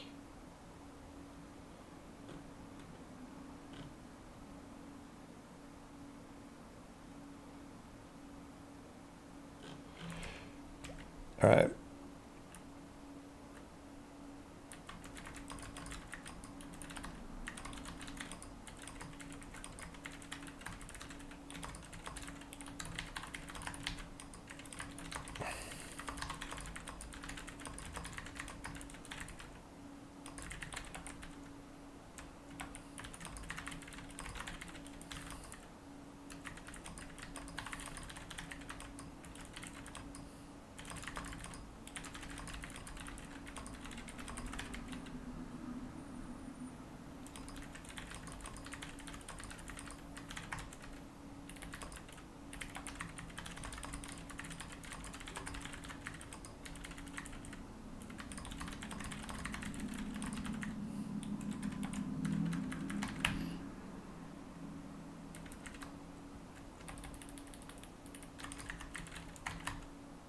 Let's just say not general code.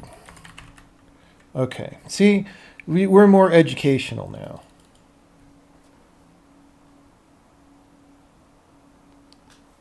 Okay. We're more educational.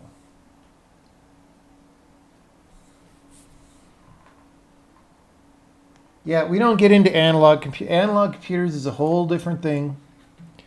We're not talking about those.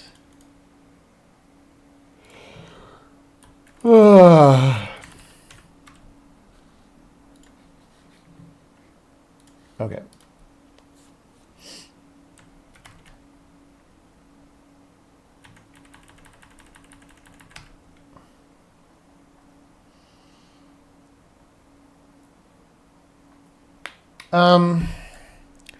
So we're gonna make a new file. A new file. I'm getting tired though. But you know, we got to do what we got to do.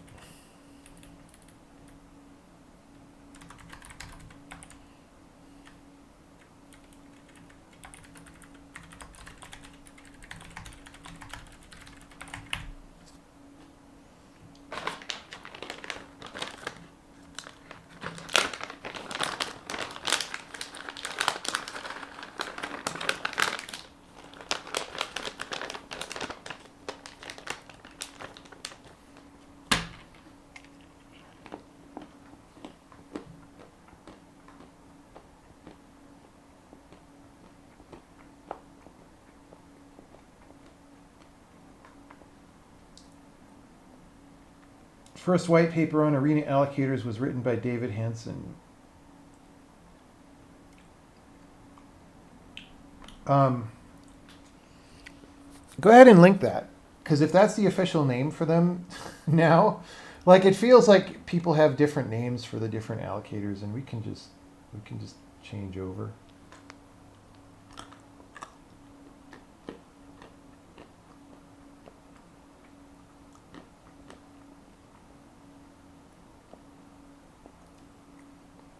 Why the dislike for the Majest touch? I don't remember. I just didn't like how it felt. What was my first programming language? It was BASIC on the Commodore VIC-20.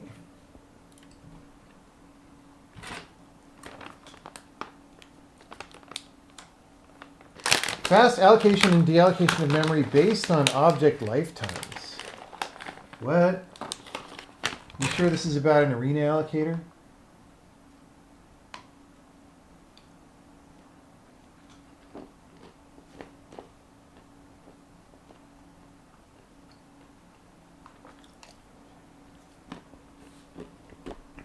I see.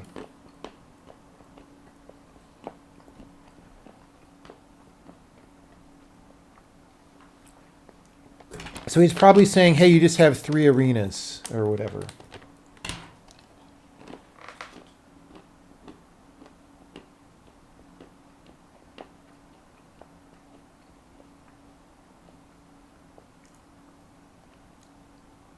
How old was I when I made my first game? I mean, if you count extremely stupid, simple game, I was 9 or 10 years old on that Commodore VIC-20.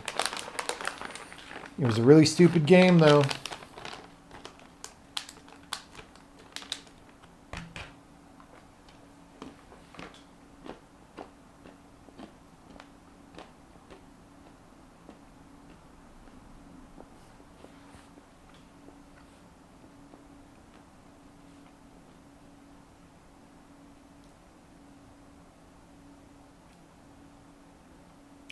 I think it's even possible to stay more or less on the same level of productivity for a long time, like years. Yeah, I do.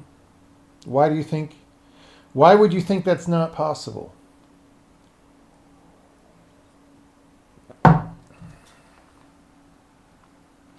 I did think about calling it Comma, comma, chameleon. Yeah, I thought about it. I sang the song.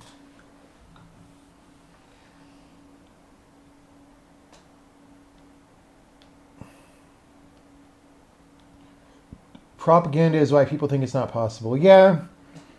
Just don't succumb from propaganda by losers. Right?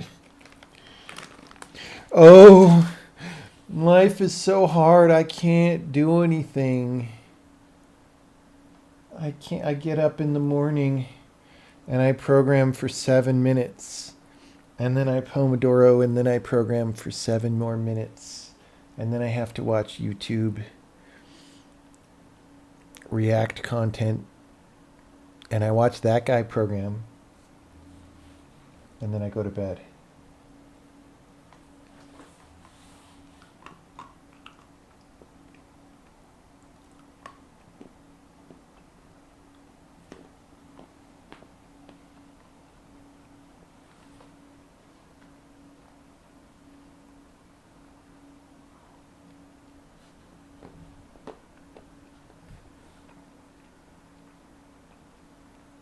Okay.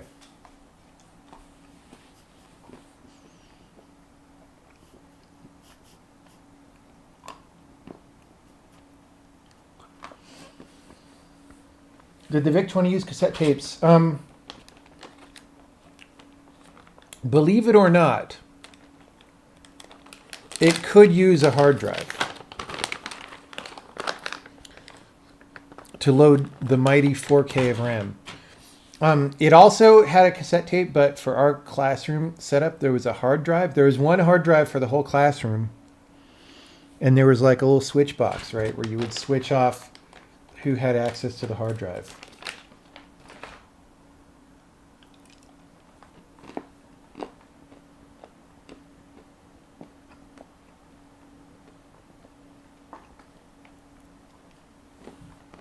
Or, sorry, not hard drive. The 5 1/4 inch floppy disk drive. Excuse me.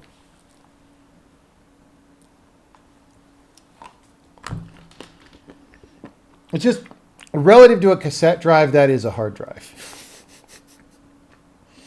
Relatively speaking.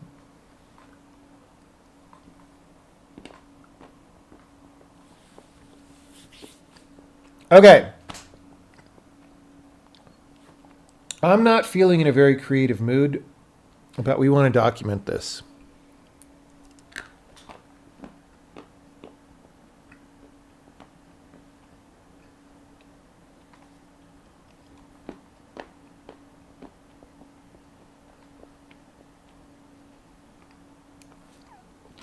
$10 meg hard drives being 7K. I definitely, in the mid 90s, maybe 94, I got a 1 gig hard drive for my PC and it was like $1,000. That was a very round number to remember, right?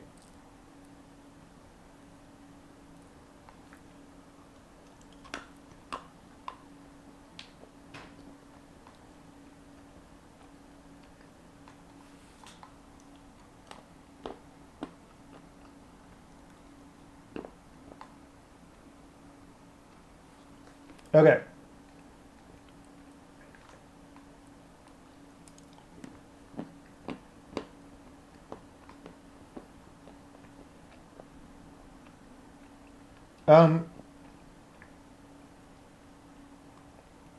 I don't remember when they introduced like eIDE and all that stuff. There were several versions of IDE.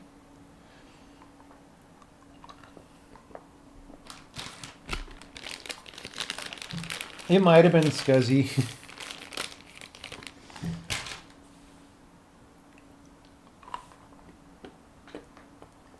The A is for advanced.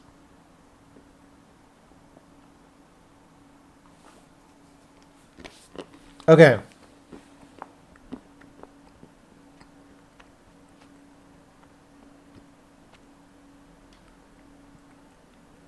So,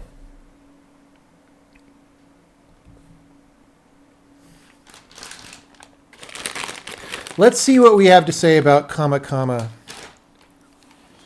chameleon here. This may just get us started.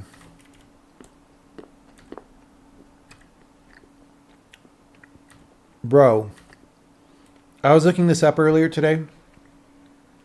I was like, wow, I did this over a year ago. I think of this as one of the more recent features. And it is. But like, dude, this was a year ago. Okay.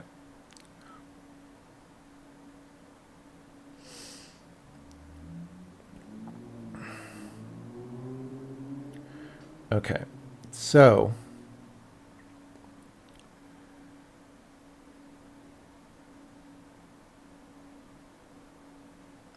let's make a function.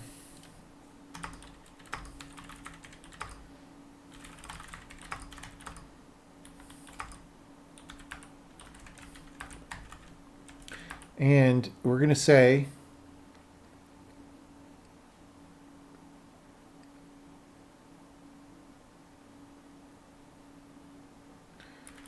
let's just allocate some memory for no good reason. I don't know what we like. Obviously, we want to allocate some memory. We want to log.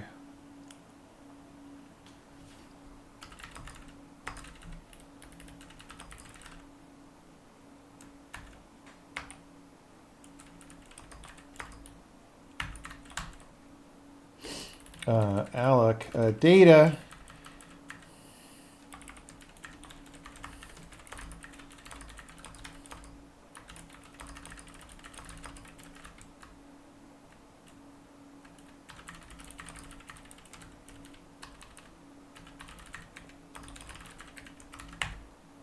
All right.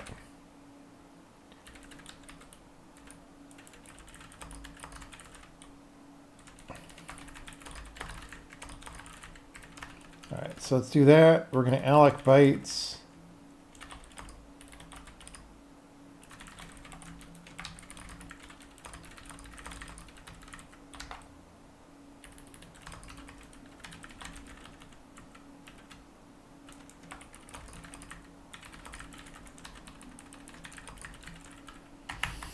Okay, we're going to do that, and then we're going to have some code that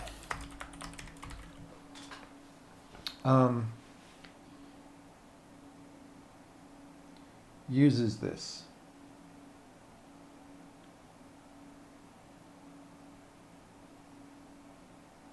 Had comma for a year. I know, man. It's crazy. It's straight up frickin' crazy.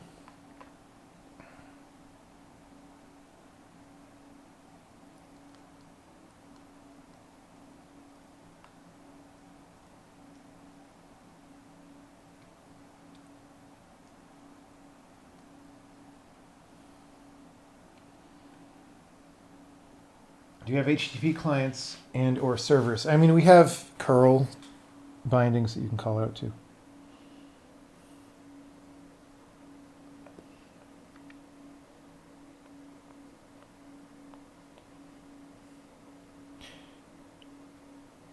Okay.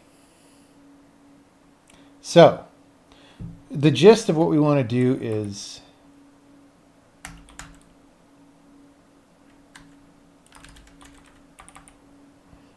we're going to call it again with 16.8 comma.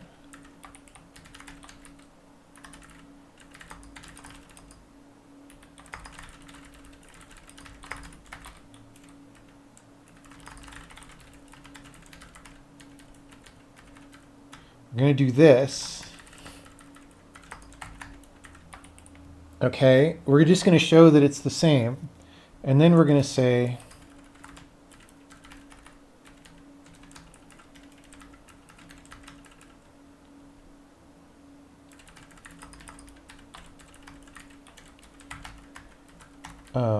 right. And then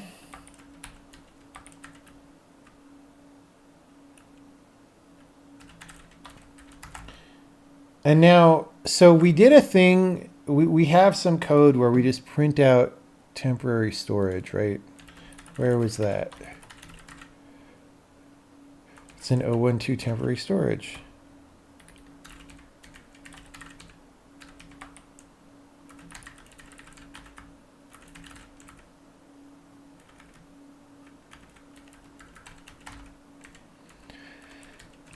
We're going to say temporary storage now holds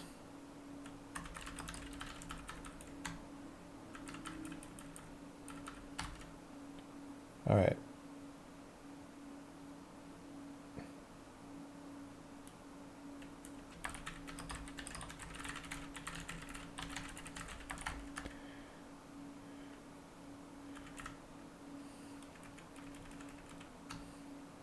Just to make this more easier, right?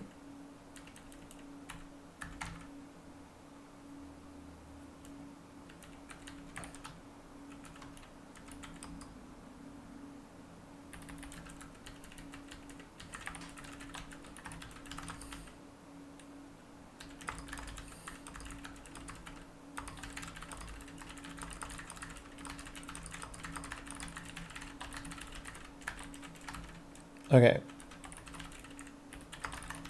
I'm going to need basic here. So we're going to need this. Okay.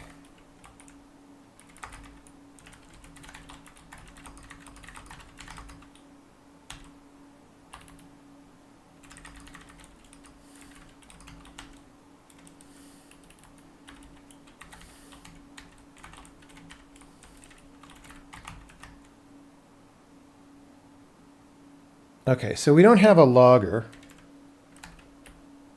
I always forget.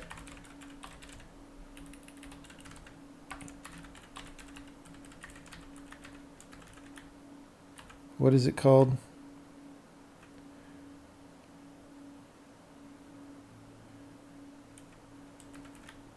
Our logger. Lol. We'll do this.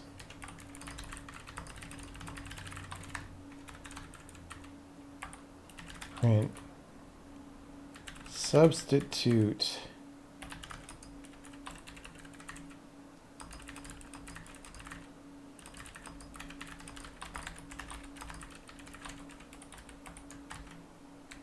All right. 225. Total bytes occupied. Oh. I pointed when I should not have.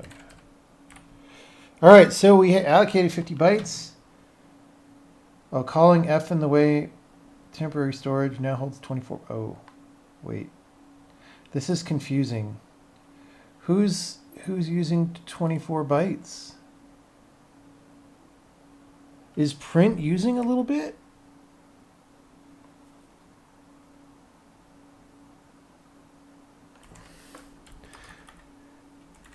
Let's print in the very beginning.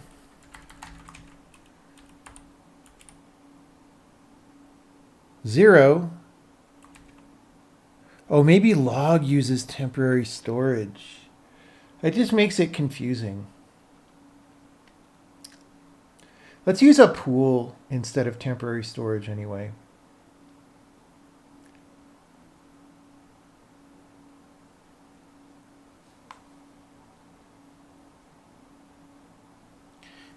Because then we will know, right?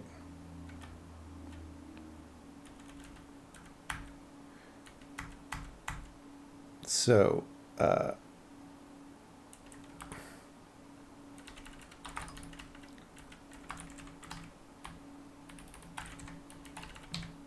like this, we should probably call arena or something, just whatevs.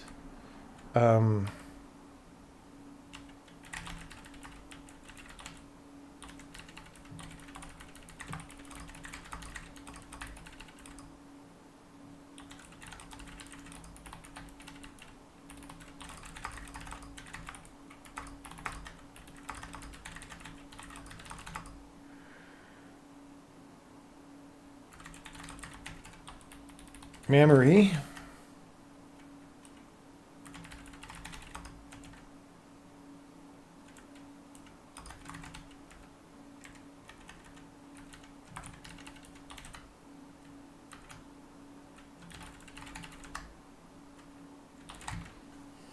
All right.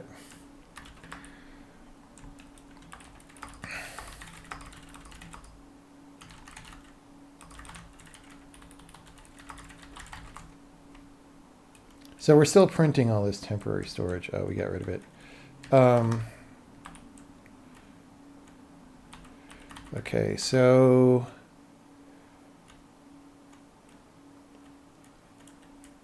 do we...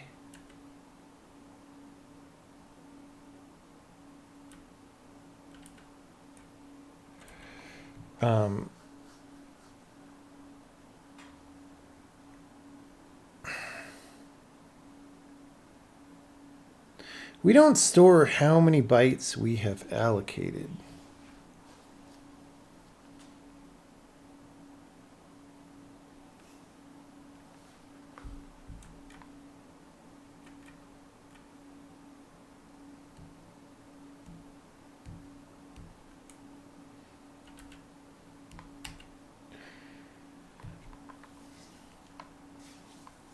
All right. So let's just say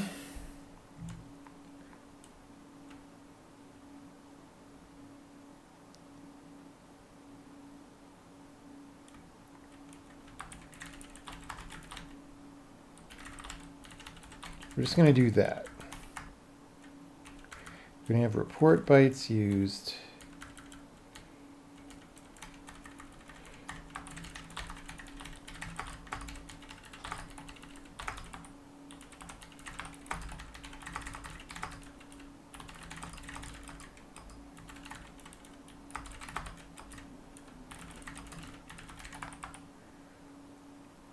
Okay. So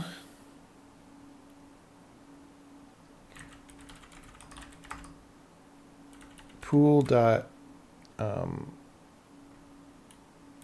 pool bucket size default minus, well, hold on, bytes left.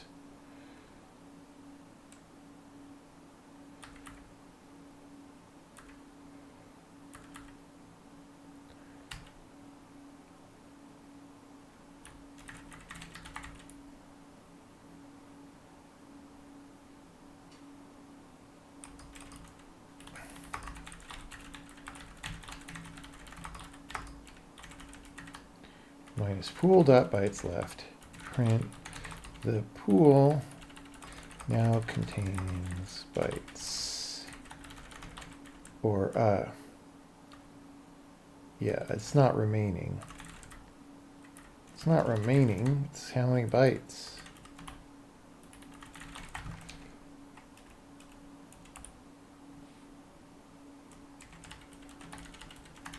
No, that's not even. Let's use poo.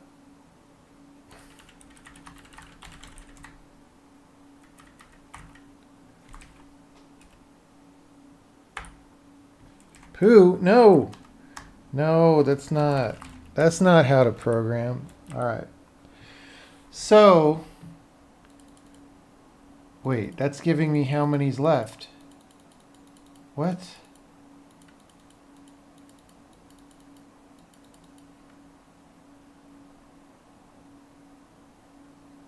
What is going on?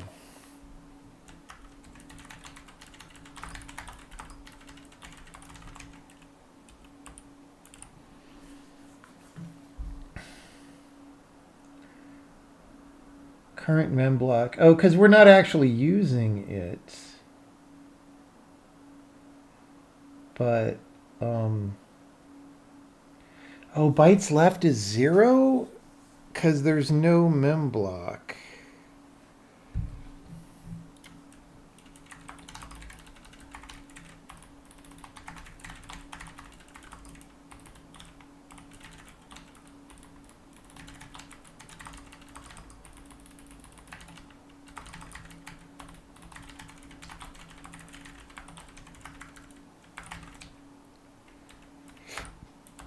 the pool is empty because we ain't using it. So now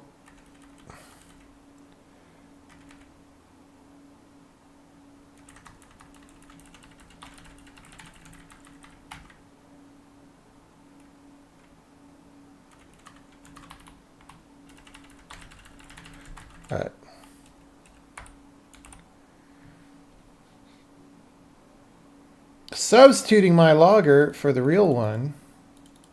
Pool now contains 30. Okay. So this is very clean. It's not affected by any modules code and all that. All right. So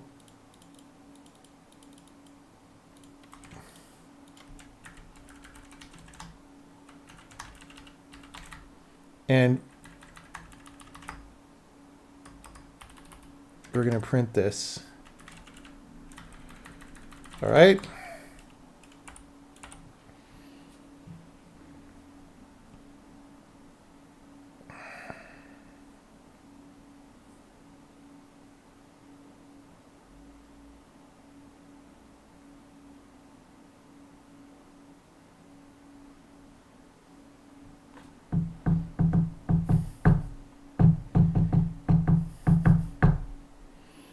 Okay. Yeah, we could print it.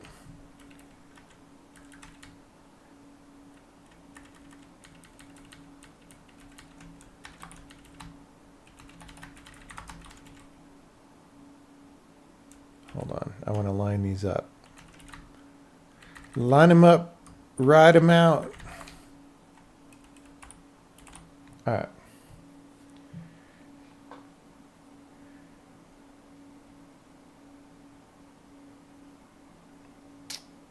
Yes. Okay. It's kind of a mess of a lot of interleaved things. Okay, so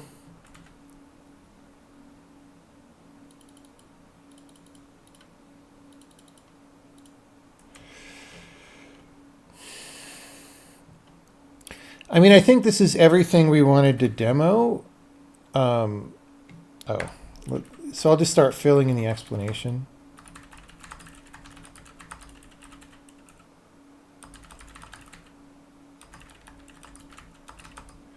Is the most common use of comma, comma. You can omit the name equals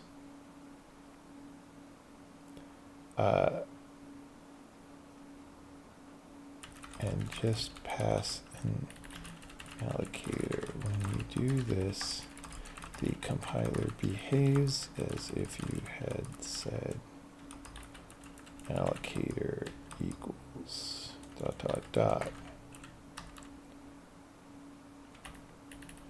equals.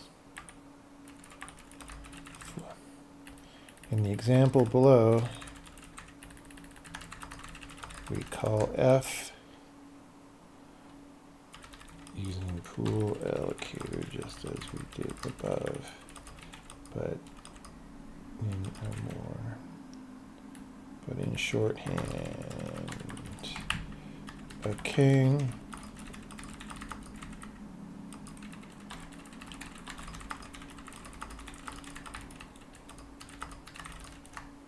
Okay. See, that's all you do is you write some code and then you just start explaining it. And even if you're not feeling super creative, you'll have a useful thing at the end.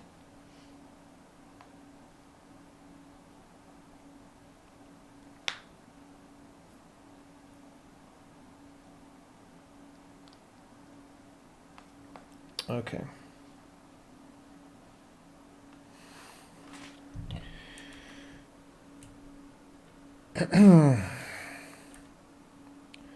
All right.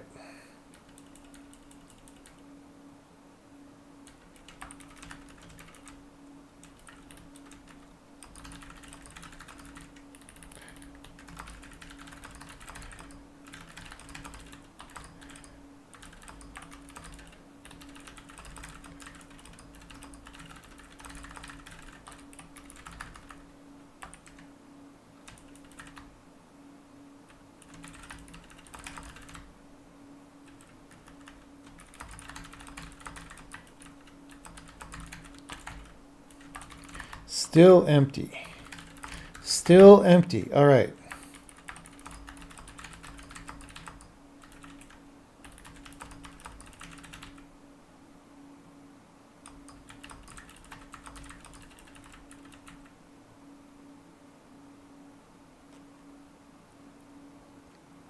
To replace the allocator when calling F.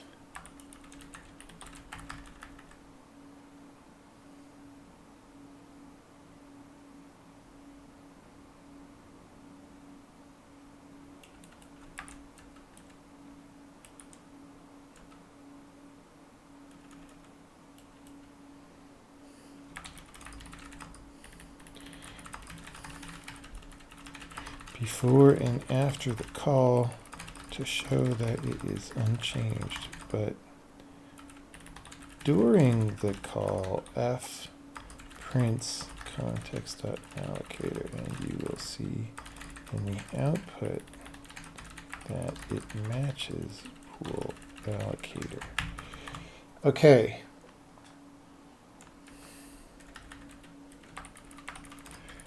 We can, as mentioned, we're gonna mention in a bit, as mentioned, we can replace other things besides the allocator.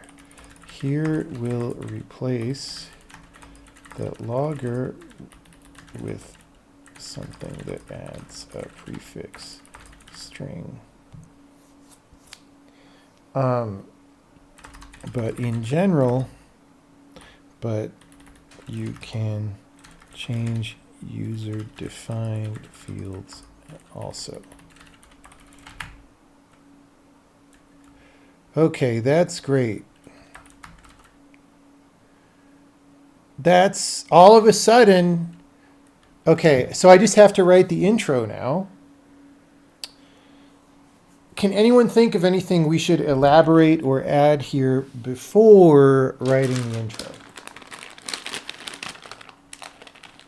Is the context like Golang's context? I don't know what Golang's context is.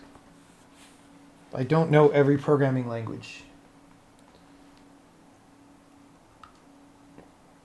How many hours a day am I really focused? Okay, so first of all, that's a nuanced question. Sometimes I can be very focused, and that's when I work on harder problems. Right now, I'm not that focused, but we've been streaming for over 2 hours and we've been doing useful work, right?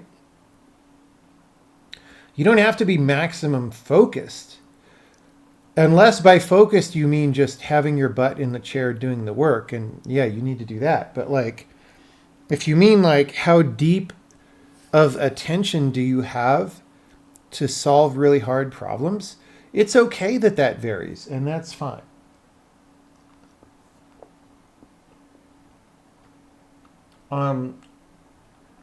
How many hours a day can I program typically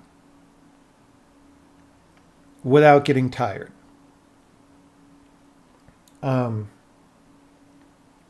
Probably 10 or something. I mean, many days I don't do that many hours, but a lot of days I do. You know, I probably start getting tired around 10 hours. If I'm doing something really intensive, I might get tired sooner. But like, also though, getting tired, so what? So you're tired. Just do something you can do when you're tired. It's fine.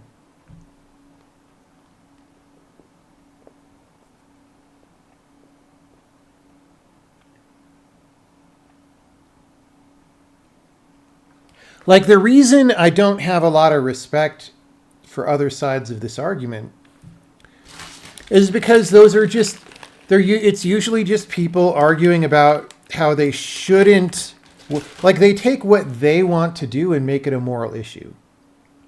Like, look, if someone only wants to work 3 hours a day, fine. Find someone who knows they're only paying you for 3 hours a day. Don't pretend you're working 8 hours a day and rob somebody. And then expect to live a lifestyle that is concomitant with 3 hours a day of work. As long as that's fine. You know, as long as that's what you expect, it's all good and there's no problem. It's when people say they want to work 3 hours a day, but then they also want to have an image of themselves as Johnny Cash style working class heroes and get mad at all the people who live in mansions in Beverly Hills, but they want to work 3 hours a day, 3 days a week, and also people should be forced to buy their indie game about, gender bending squirrel furries or whatever. And it's like, that's just none of that's reality. You know?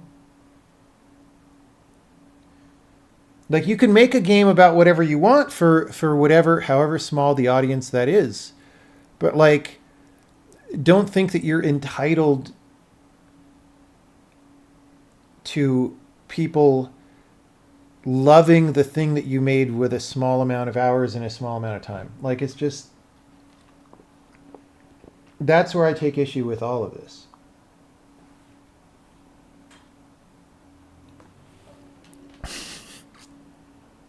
Yeah, why haven't they made a new avatar that has the gender bender in it? Like, where's Netflix has been sleeping on that?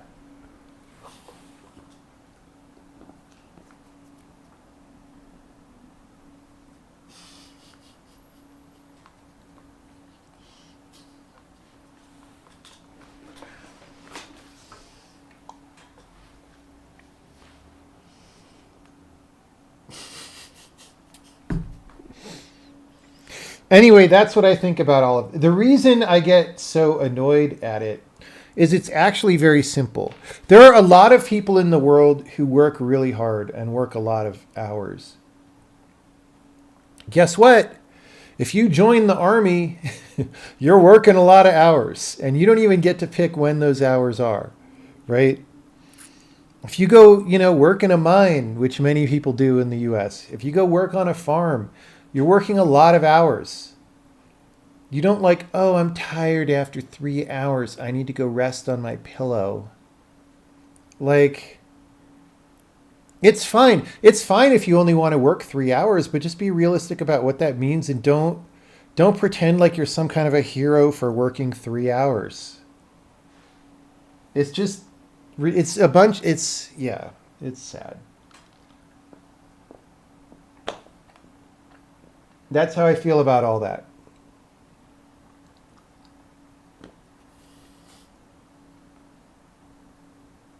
Your family worked 10 plus hours on farm. Yeah, dude, working on a farm is really hard work. It's great because it makes you strong, but like, man, it's a situation. So I just, when people making their pixel art furry game want to think of themselves as working class heroes, but look down upon people who work on farms, I just have no patience for it.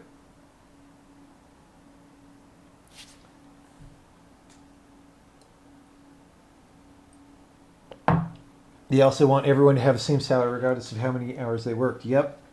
Why? Because it means you could work less. That's why. I feel like I have very low expectations for the people I talk with. I mean, dude, try having 130,000 Twitter followers and see what happens. It's actually better now because all those people went to Blue Sky. But like, these are not expectations that I made up. These are expectations honed by 14 years of being on Twitter. Like, you realize you're talking to somebody who had a number of indie game people try to ruin his fucking life just for saying stuff like what I just said? Fuck you. Like, why don't you go say something that gets your entire industry to try to kick you out of the industry and ruin your life and destroy your livelihood and call your employees and tell them to quit? Just don't even say anything to me until you do that, all right?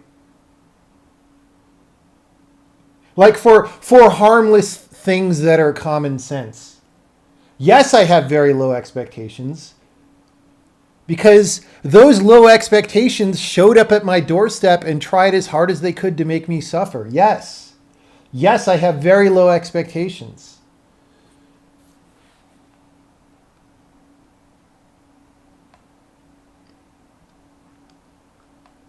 Like, where are you even coming from with this?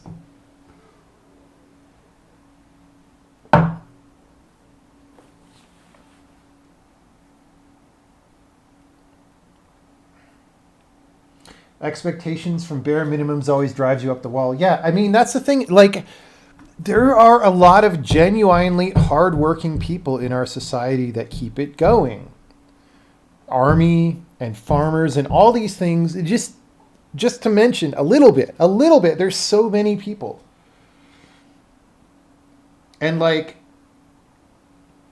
at the same time, when people go like capitalism sucks, they focus on what unfortunately is a growing problem, but like the sector of relatively fake jobs that are very cushy, where people sort of don't really do any work. And um,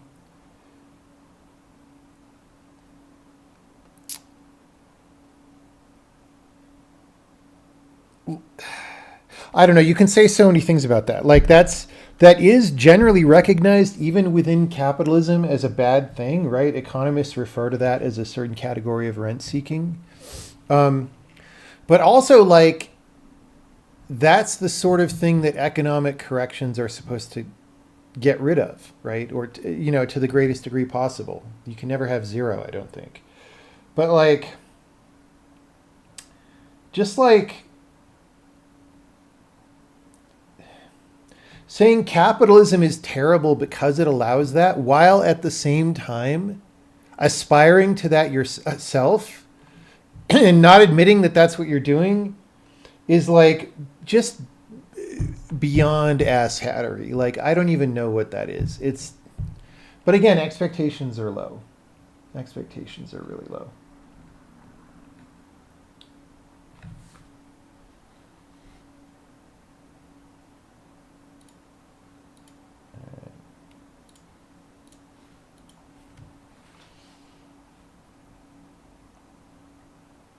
Oh, you got yelled at by a lot of stupid people on Twitter. Did you ever guess that that's your fault?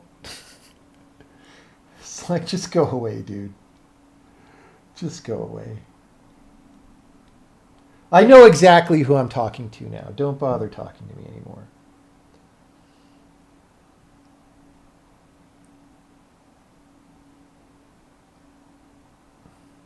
Hey, all these people are exerting pressure on you to not say the things that you were saying. Have you ever considered that you should bow to that pressure and just not say what you think and just succumb to all the...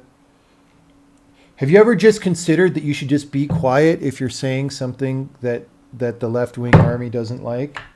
Is what that dude was saying. Like, it's so... I've seen so much of that for so many... Guess what? This is part of what just got adjudicated in this election, and that side lost because people are sick of it and because it's ruining everything. Like, I usually don't like the phrase read the room, but frickin' read the room, you know? Like, you're trying to run a year 2019 script and it's 2025. Thought police makes you really sad. Yeah, I mean, dude, if you're like, just have left-wing economic beliefs or whatever, political structure beliefs aside from economy, whatever, that's fine. Like, I disagree with that, but it's like, that's still reasonable. But it's like, it's when the groupthink and the cancellation starts to happen that there is no compromise. Like, once that happens, it's just war. It's just war, and those people have to lose. We've seen that. We've seen that as a society, and that's just how it has to be. And I'm sorry, but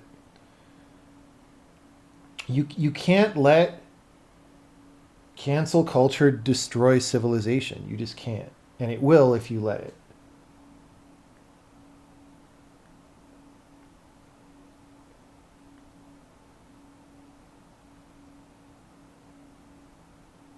Being a commie is kind of natural. Yeah, I mean, people with different life experience are going to believe different things. Like, that's fine.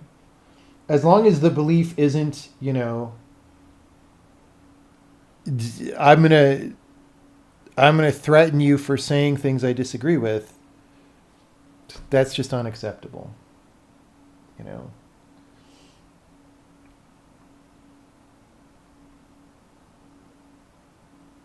And again, that was part of what just got adjudicated in this whole election. And among many other things, it wasn't the only issue, but it was a big issue. And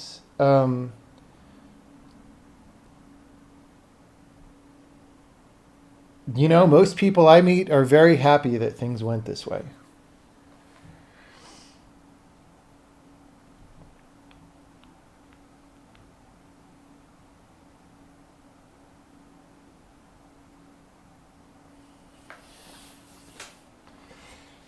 People hate being told what to do. I don't know. Like, I think some people like being told what to do, and other people don't like being told what to do, but can't figure out how to do anything on their own. Like, that's a big problem. It's like people who hate being told what to do, but then they'll just sit in their room being depressed or whatever. And it's like, that's not helpful. It would be better if you just did what someone told you to at that point. Go join the army for a few years.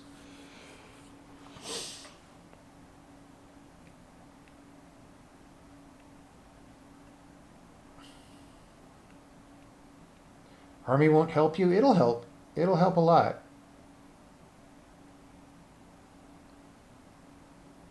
If all you know how to do is sit in your room on a computer and be depressed, you probably would come out the army better. Out the other side. Like, I never did anything that stringent, but I did serious kung fu training for several years, and that might be the only reason that I have the self-discipline to make video games now. Like, maybe if I never did kung fu, I never would have figured it out. I don't know.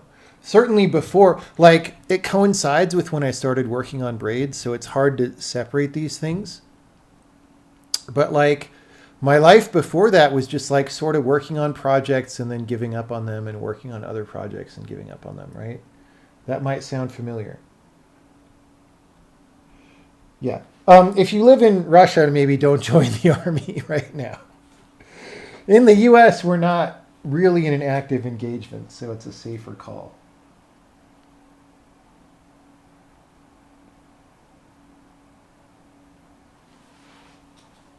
Yeah, yeah. If you don't like the idea of joining the army, which I understand, there are many objections to that. Yeah, just do a serious martial art. That's another thing. Or just like do CrossFit. The only problem with CrossFit is it's more voluntary, right?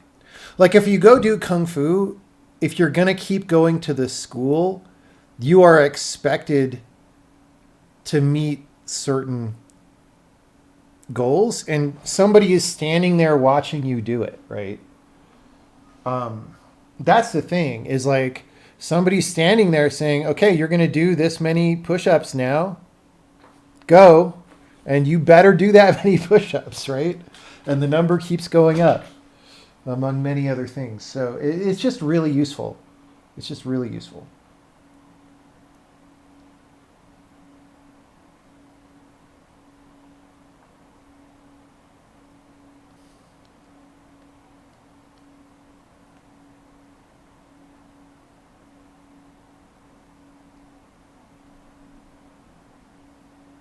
Is there a particular field in technology to avoid the sort of obnoxious anti-work culture? I mean, I think the more that you interface with the real world, the better it is. So like, if you're going to do like control systems for robots or rockets or something, because that interfaces with reality, there's probably a more reality-based culture. Whereas if you're doing like web front end, that's like full on blue hair stravaganza, right? So did I make some sort of explicit decision when making Braid? For example, I'm finally going to finish a big project this time. Yes. Yes, I did make that decision. And the problem is, in terms of disambiguating, I made that decision about the same time as I started doing Kung Fu. So I don't know if I had less discipline, if I would have reneged on the decision, right? In reality, I didn't, but I don't know how it would have been if I didn't, do the exercise.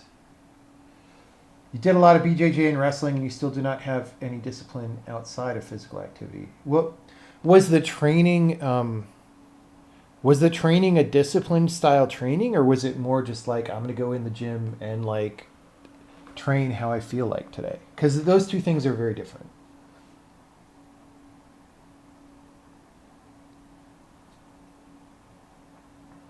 Yeah, the social expectation of just showing up motivated you not to skip. Yeah, that's a big one for sure.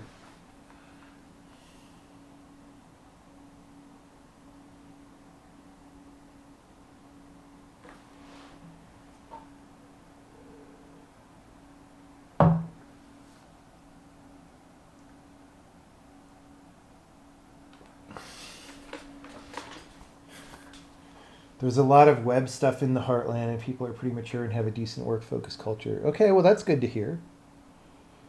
I mean, I guess there's a lot of web stuff everywhere now, right? Because there's just, that's the way the software industry went. So I'll modify that to say web stuff in California and Washington and Oregon.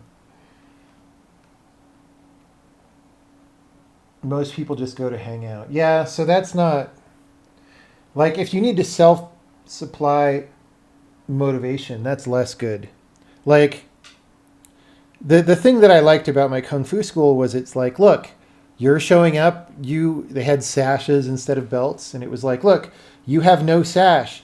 Here's the things you're supposed to do to get to yellow sash, right? And it wasn't attached to a very specific schedule because it was sort of customized to people, but the instructor would always be pushing you along to the next thing. They would be deciding when you're ready for the next thing.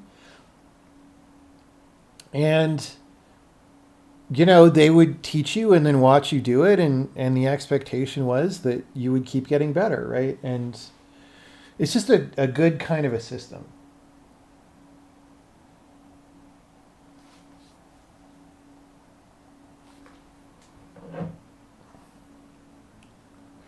You wonder if the exploratory phase of starting, stopping projects is also simply required early on to build skill. Maybe, I mean, maybe it's a search process built into the brain and you're supposed to be flaky early on. But like, dude, I started Braid in 2005, I think, the beginning, or end of 2004 maybe, but really beginning of 2005, which would have made me 33 and a half. Like, that's pretty old to be like flaky up until that. I mean, I did a lot of other stuff that I learned from, but like, that's back in hunter gatherer days, you could expect to be dead around 35, right? So like, I'm not sure that that's evolutionary.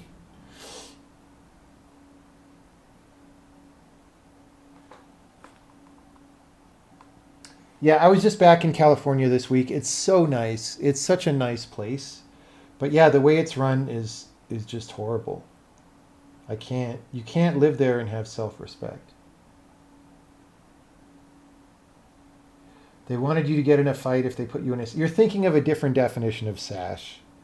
It's just it's like a belt, but uh, more like free hanging cloth, but like a strand of it, not like a dress.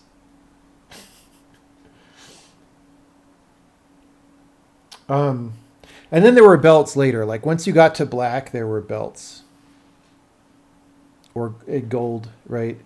It was like gold and or silver on a black belt. Once you got to that level, did I give up on Stalker 2? Absolutely yes.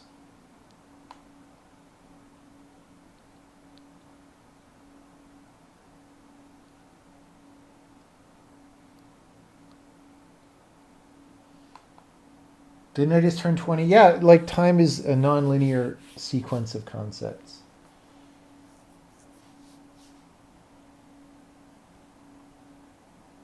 Yellow belt be hard to get. Yep. Bird flight sim. I mean, it could be pretty hard simulating a bird.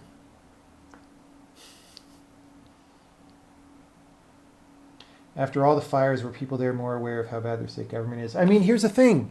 We had a bunch of fires years ago, like 4 years ago, like a ton, like all of Northern California was blanketed in smoke for like really, really dense smoke for 3 weeks. Didn't change anything. So like, okay, some rich people's houses burned down. It's still a very small percentage of the population. I don't think anything's going to change, even though this totally sucks. Here's the thing. Two things would start to shift California politically, and they both have to do with just getting more accurate elections. One is only actual citizens get counted in the census. Two is voter ID at polling stations. And the expectation that votes are counted quickly. I think if you did those things, I think the votes in California would shift substantially. And I won't say why, because we don't want to get canceled off the internet.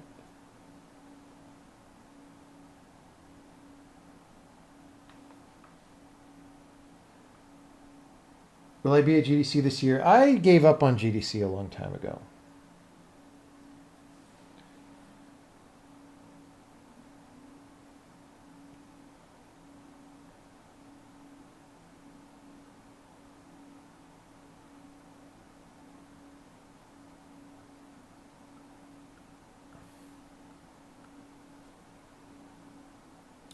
We're already getting banned for doing the emote. I don't see any emote. I don't know what you're talking about. There's just a bunch of text talking about California. I don't know what you're talking about.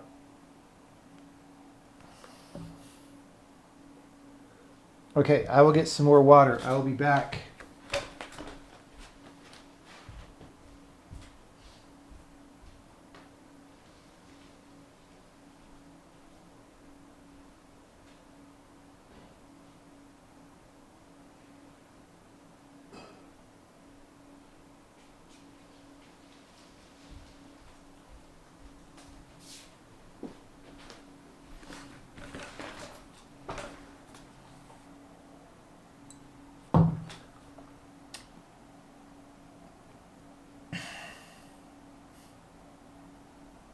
Are non-US citizens allowed to vote? I mean, so it depends for what office, right?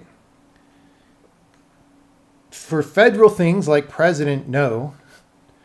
But for local elections, I think that is subject to whatever laws any locality decides to have. I think, right?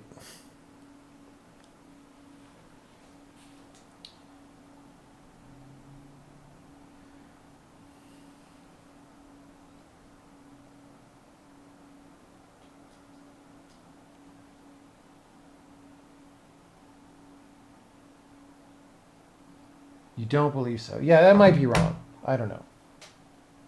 I don't actually know if there's a federal law preventing non-citizens from voting in local things. You would have to define, yeah, you would have to define what those are pretty closely.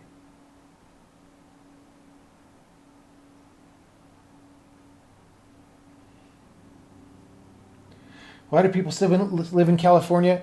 I mean, it's such a nice place, man. I was hanging out in Newport Beach for a few days. It's such a nice place. But that's why they can be arbitrarily bad.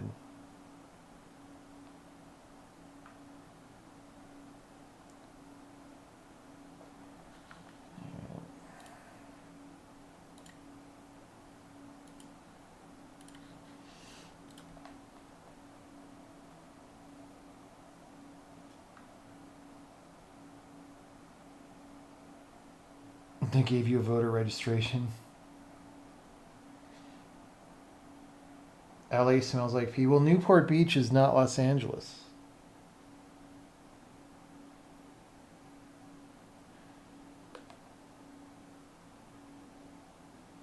Yeah, Peter Thiel.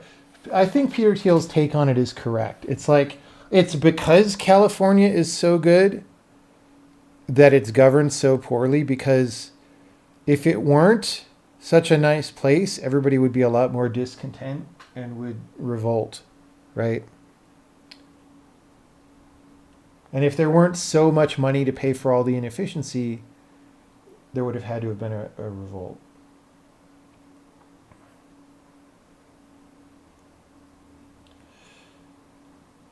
Yeah, no, Orange County is pretty nice. It's pretty nice, man. I was born there, and it's pretty cool. Like even weird. So like everyone says that like malls are dying or whatever, but like I stopped through the Irvine Spectrum on like Saturday or something, and that place is mobbed. It was like full. Like it's this giant outdoor mall full of people, mostly, probably high school and college students. Like, gee, I guess if you build a mall that's actually kind of nice, people want to go there.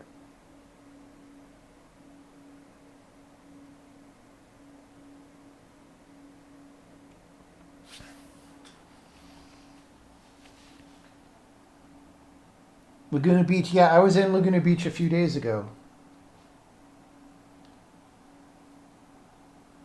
Laguna Beach is still nice. Um,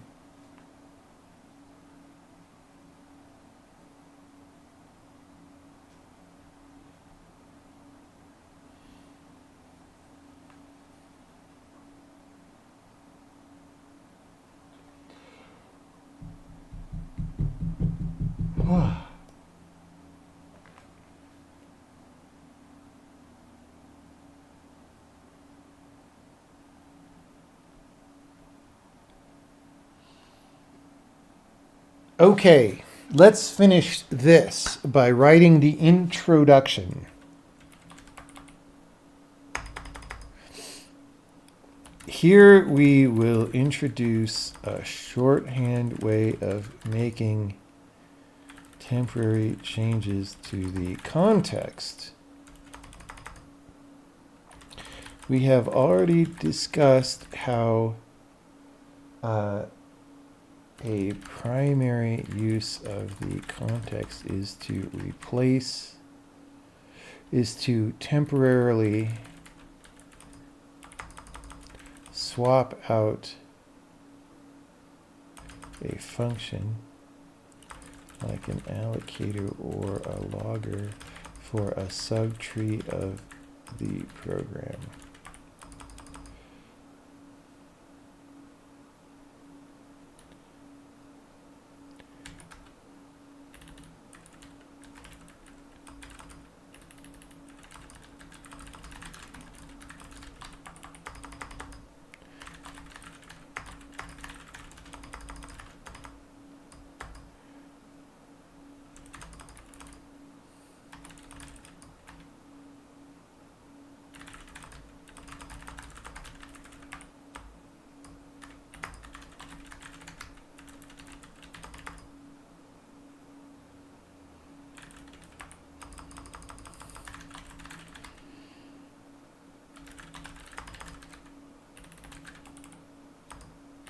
Okay, so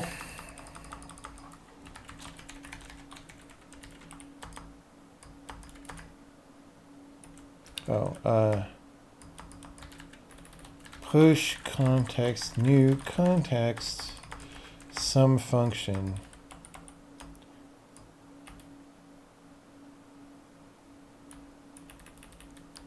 When doing this, new context is only the active context when inside the braces block. And that's fine for doing heavyweight things. But sometimes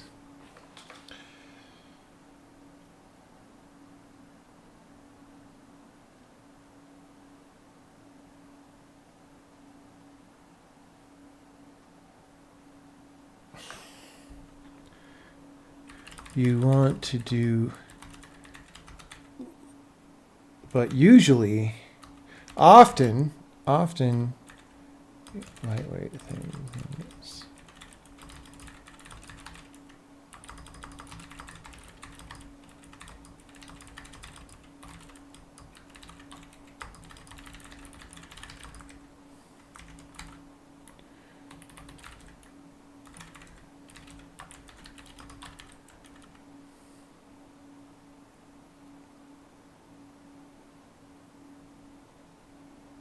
Okay, join shouldn't take an allocator anymore. The documentation is wrong here.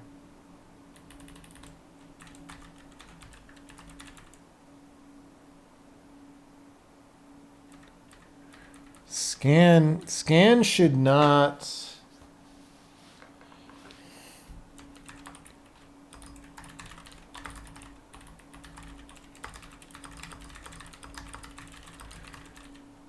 Probably. I don't know. Okay. Anyway, but often you want to do lightweight things, and this syntax is pretty heavy. For example, maybe you want to call join. Let's maybe join. Yeah.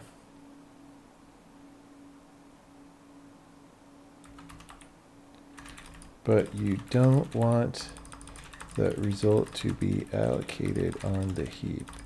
You can use inside the argument list. You can use the comma operator to indicate changes to the context. These changes will only take effect for the lifetime of the call, as though you had pushed the context manually. Join strings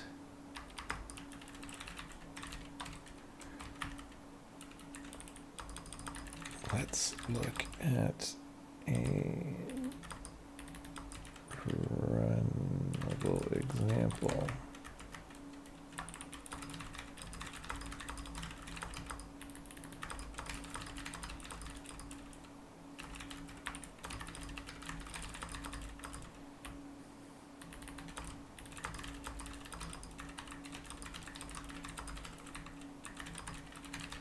See how easy it is? I think we're done. I think, is there anything else we should be saying?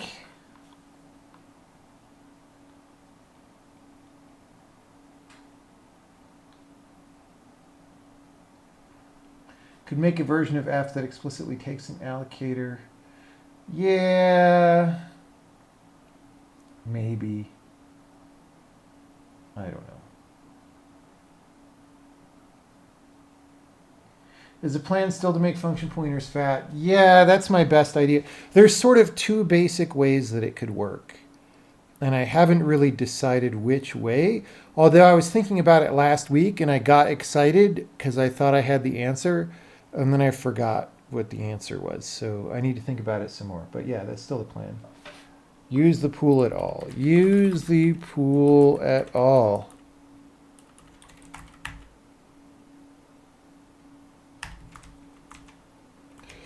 Still, the comma is weird. It's not grammatically incorrect, but yes, it should have the paren. Is there any good reason to prefer pool over flat pool? Not necessarily. So like pool is older. It was there first. The question with flat pool is just how many of them can you have on your operating system? And the answer is probably a lot. I mean, I would say if you're not going to instantiate thousands of them, then probably you just use flat pool. Yeah, it's probably better. It's just we haven't exercised it as much because it's newer code, so it's unclear, right?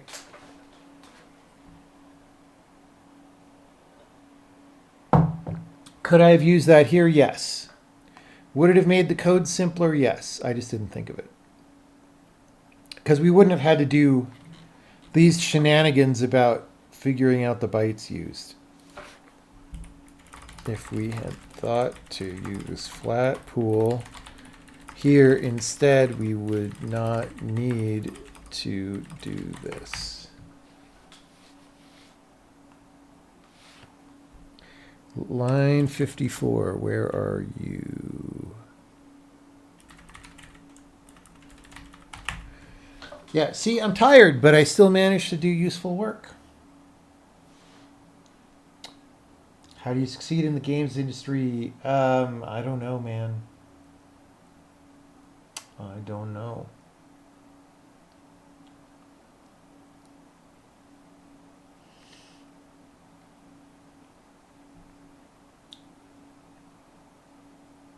Let's make sure this still runs.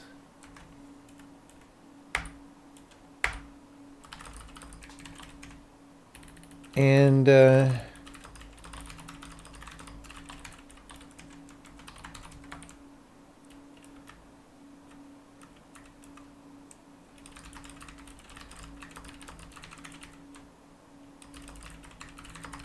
that's great. That's great. I think we're done for the night.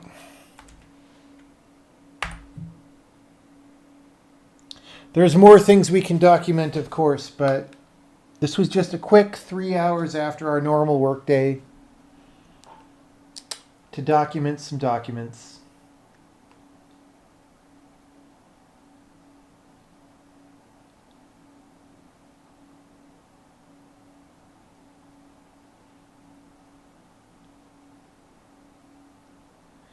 How do you structure your code projects? Here's the thing.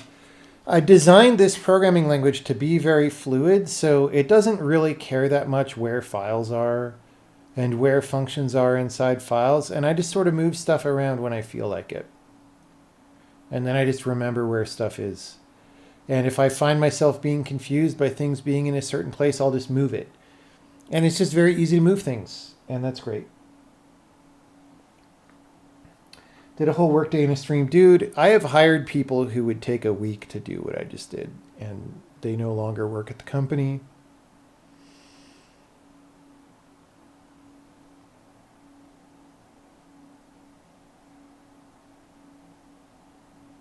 Any more screenshot Saturdays? Maybe soon. Maybe soon.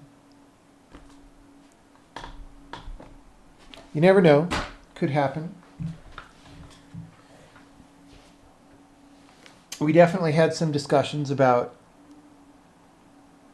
So, this is February, March is sort of the time of the year when we would have business meetings relating to publishing games and stuff. And so we're sort of thinking about, hey, if we're going to show the game in meetings, what do we show? What does it look like? And that gives you a very focused way to just say, hey, how does it look, and what do we want to look better, and all that. All right, do we raid somebody is the question.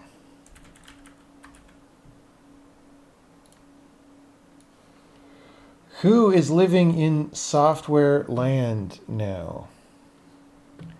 Solving critical thinking questions for CS bachelors. Random projects in Rust.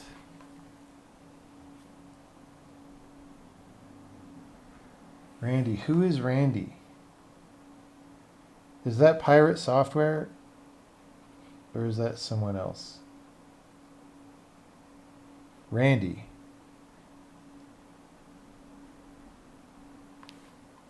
It's literally Randy. But anyway, I started to say something, but I went off on a tangent as I looked over and saw that I wasn't recording. I can't even remember what that was now. Okay, we'll see if this is a good raid. Thanks, everyone. See you later. Yeah, I wonder how many crabs I could put in Twitch chat before it crashes. It's a real science experiment that could be done.